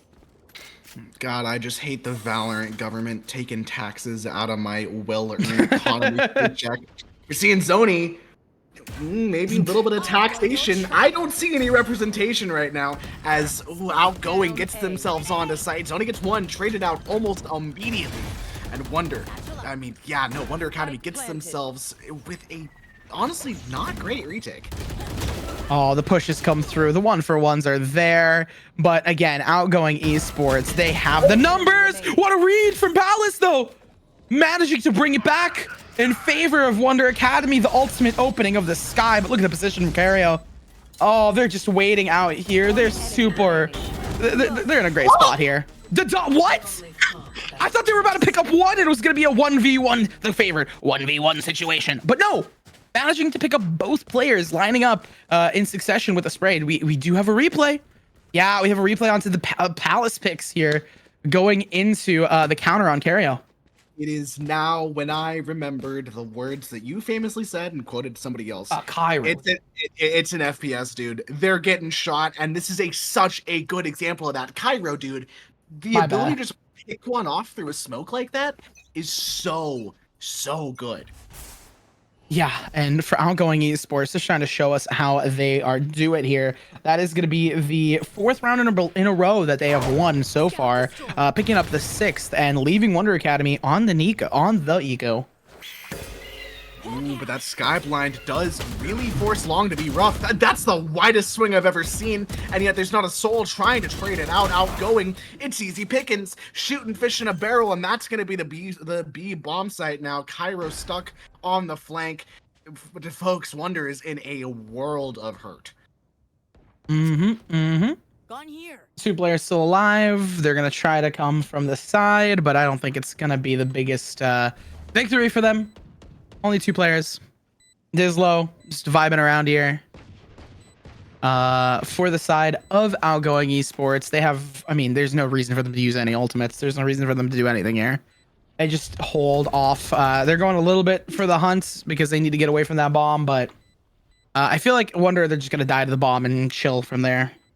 Yeah, that's not a bad plan at all. No ult orbs will be gained. Honestly, I'd go in a fight with that Deagle. I think that's worth it. You know, maybe trying to find a kill with that thing. The shorty, yeah, no, not in this lifetime, but you could easily take away a gun with that Deagle. Honestly, I see where you're coming from, but also feeding an alt orb to Outgoing after they've been going on such a strong lead, and it's 7-3, and they've won 5 in a row. I can respect why they might not want to go for it. I do agree with you. That it could, like, as a coach, I would say just go for it. Like, what's the worst that's going to happen? You're going to give them an ult orb? Okay, well, whatever. Like, they can go farm one at the end of the game. But I can also understand the other perspective of, like, you give them an ult orb, someone like Palace is 2 away, and then you're going to have a really difficult time. I mean, if you look at it, Gyro is also one off his ult. That Thrash would have been huge for this round. But folks, it's a single ult orb. It's not worth this much of focus onto as I continue to ramble about economy and governments. I hate it here. We're Well, if seeing you a call side. it an economy, okay, if you call it an economy, you gotta give it a government now.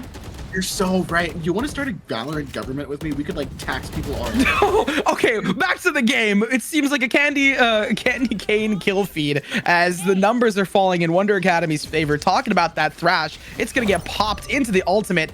Spots out one. That's gonna be Cairo going down. Ultimate from the ground. Oh, roll! Open it up, and it's gonna be a pick. As we were yapping about governments and toppling them and all that fun jazz. Palace living in their golden throne and Wonder Academy picking up a well-needed victory. Yeah, that's exactly what Wonder needed. They get themselves into what could be a 5 to 7.5, which honestly is not bad. But 3 controllers on defense is going to be wild. I'm pretty sure you can. I feel like it'll be better on defense. I don't know why. You can permanently keep a chokehold smoked. Like, go ahead, push aim in, do it. Push through the smoke. You have to. There's literally no way they can't. But in the meantime, Outgoing's going to be trying to use it on attack. And yeah, this Viper ult is honestly a pretty solid way to control long. Yes. Yes. Outgoing esports. They want to keep. They want to try and get this 8-4 half on the board. Just like with it, Cairo picking up 2 is going to be a really solid start for them. They also have Viper's Pit towards long, so it's the immediate call to rotate. Look at what Noodle is up to. Oh, popping heads like tomatoes for the sauce that they're creating. Noodle waiting around, wiggling through U-Haul, not wanting to take the fight there.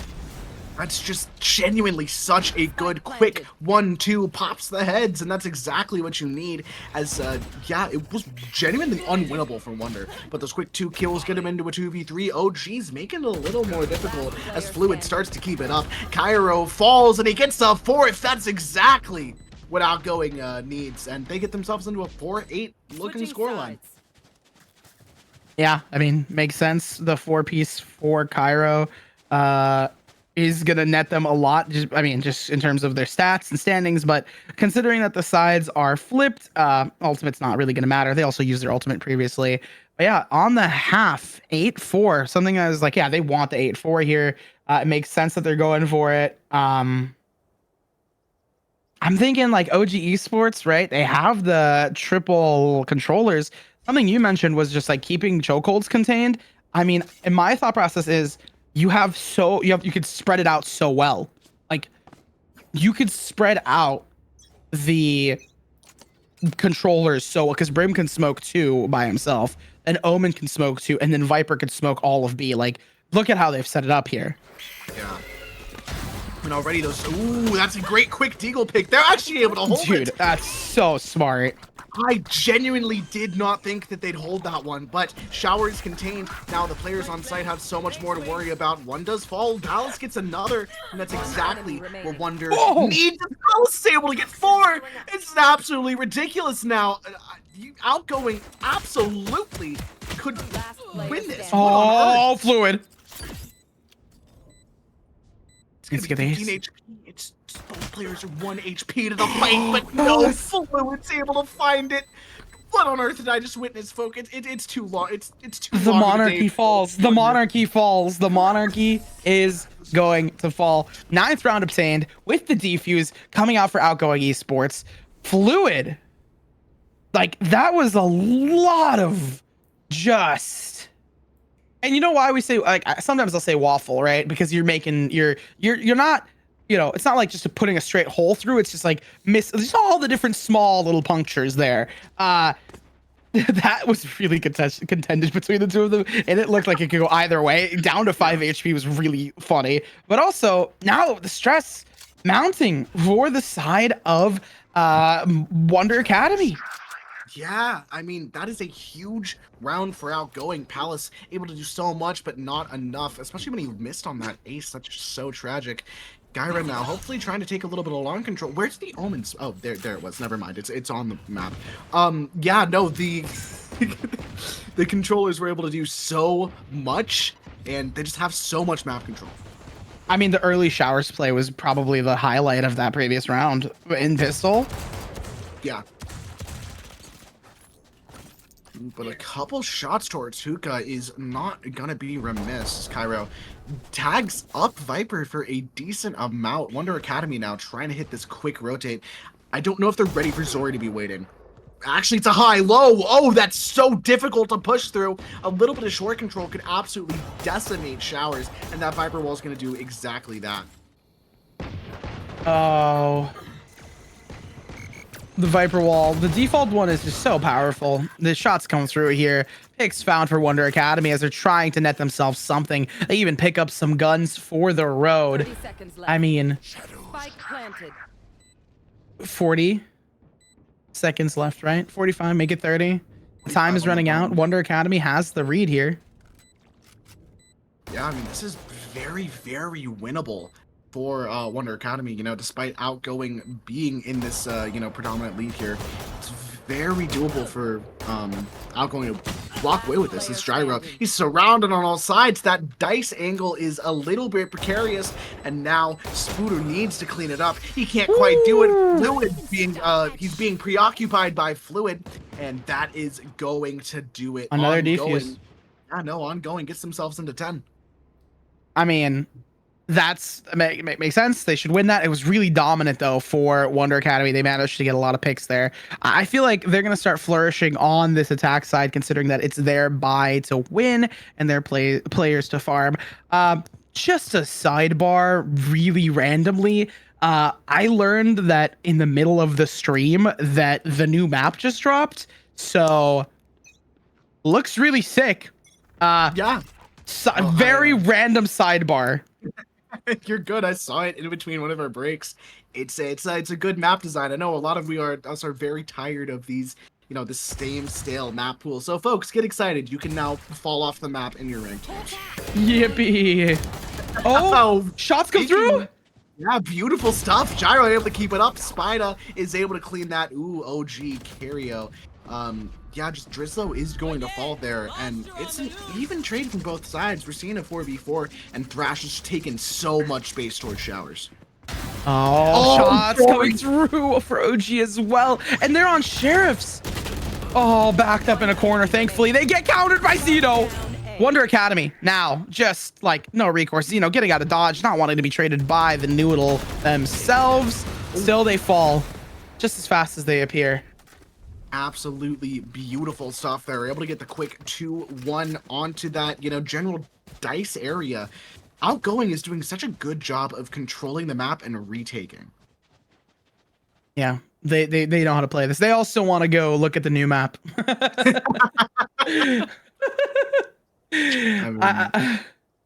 I've just been looking at like I just randomly got a DM from someone. Sorry, so it made me laugh a little. Oh, no, you're fine. It's, you know, I mentioned it, you know, in between matches, but no, you were too busy doing I was things. eating. I was getting a snack. That's what they all Oh, say. look, the double flashes past the wall. They're going to allow Dizlo to push on in. Spider sending the Trailblazer, getting spotted. They know it's, they tried to get away, but it didn't work. The numbers falling in Wonder Academy's favor. There is an orbital strike to be found here, but Outgoing Esports, knowing them, they have some capability to win this out. Still, they need to find this isolation on the 1v1. Cairo slowly pushing in, seeing if they can cut this pie. Checking behind them for the safekeeping, but they've given away their positioning. Man, as OG starts to creep through, those smokes are going to fade as Fluid gets another one. There's actually enough 2 smokes on the bomb. There's that miscommunication, and then Brimwolf's going to render them both useless. Cairo's able to get a beautiful kill onto Drizzlo. 2 players left. Sky swinging through. It's not going to do it, and that Brimstone utility is just proving too much for anybody to deal with. Yeah, I mean, the Brimstone managing to win it out for them. They finally pick up a round after a very long-awaited trial and tribulation. Realistically, it's because they kind of bought in that second round. It kind of stumbled them a little bit, so their buy round wasn't as strong. The bonus round for Outgoing, the buy for Wonder Academy. But now that we see rifles on the board, at least for both of these teams, it should be a lot stronger. Drizzlo continuing with the judge as it proved very effective previously.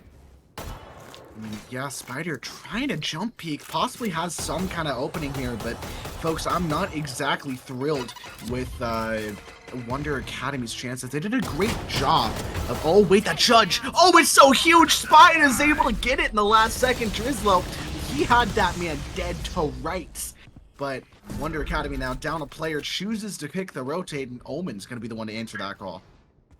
Oh, Spider pushing back out, seeing what fights they can take here. I mean, makes sense. Wonder Academy just kind of playing it safe. They're down a player, low HP on one. They know it's, they know that Spider's low. If I'm not mistaken, they know that there's a low player for Outgoing Esports. Now it's pretty even. Now it's really dead even. Outgoing does have this showstopper if they would like to play this the retake, but considering that the skies are both the low players, they can't heal themselves up, so they're gonna have to deal with it. Palace using the smoke. Oh my gosh, I almost said place.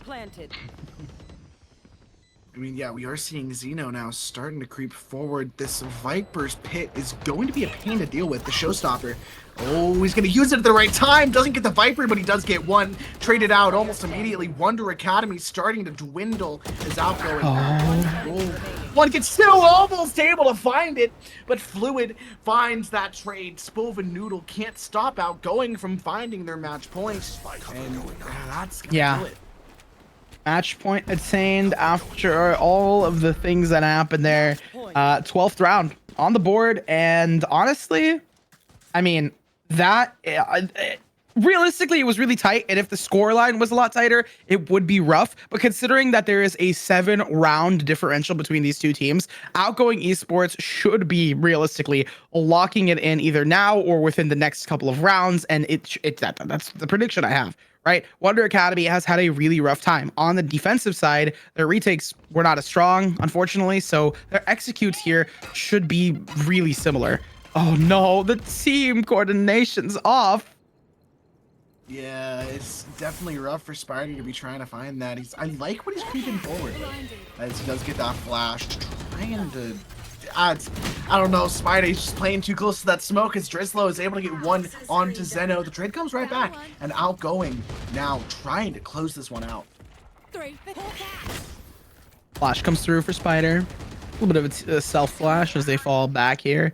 I mean, the numbers are pretty dead even. I say it, and Zori's immediately going to find one. OG Esports, they have a lot of what they need here. They have the read onto Wonder. They have the positioning to win it out. They want to end this so they can, have a fun time, relax, do all the stuff they want to do on this beautiful weekend day. Shots spotted. Zori has been noted, but it's not going to take them out of the position. That's going to take them out of the position, working their way back into the round. They want to pick up a gun. Unfortunately, they can't find it. Carry, Cairo.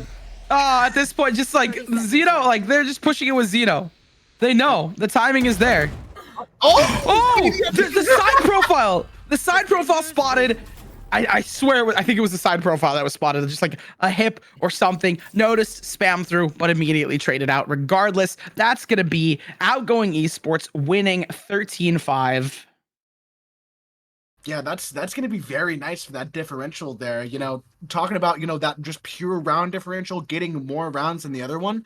That should do, honestly, really great stuff for Outgoing, as we're going to be waiting for these things to be updated. No matter what, though, that is finally going to do it for us. We're seeing Luminous and Sapphire pretty consistently. They're actually holding very high towards the top of that leaderboard. Yeah, I mean, they're still pretty good considering the round differentials. 25 ain't nothing to sneeze at. Super hype for them, for Luminescent. On the flip side, OG, right? I don't know. There we go. There it is. There's the update. I was like, OG moving up, still 4th place for Sapphire, 5th for Tofik. We saw them earlier. Eternal Focus Crimson Holy managing to pick up 6th, but unfortunately, the Nexus Gladiators dropping down one more. But this is just the first day, right? We have one more next tomorrow. And I think next week we also have a break, right, for Father's Day and all that fun stuff. And then 22nd, 23rd for the last 2 dates. Now, they still have some room to work with. It's not going to be completely over. There's still one more day of this. So, I mean, right for now, at least we're starting to see Thrive to Greatness, Lucky 7, Outgoing Esports, Luminescent Sapphire, Team Tophic, Eternal Focus Crimson. I need to take a breath there. Managing to be on top of the board so far. Yeah, I mean, folks, I cannot think of a better day for a lot of these teams. Some of them may not have had the best day. Sushi Boys coming back up, not too bad. They're able to get themselves not that far off from, their top 6 range, but that is going to do it for us. Yeah, anything else to say there, nerds? I mean, as always, stay safe, stay healthy, have a nice and wonderful rest of your day and evening. And with that, we're out, right?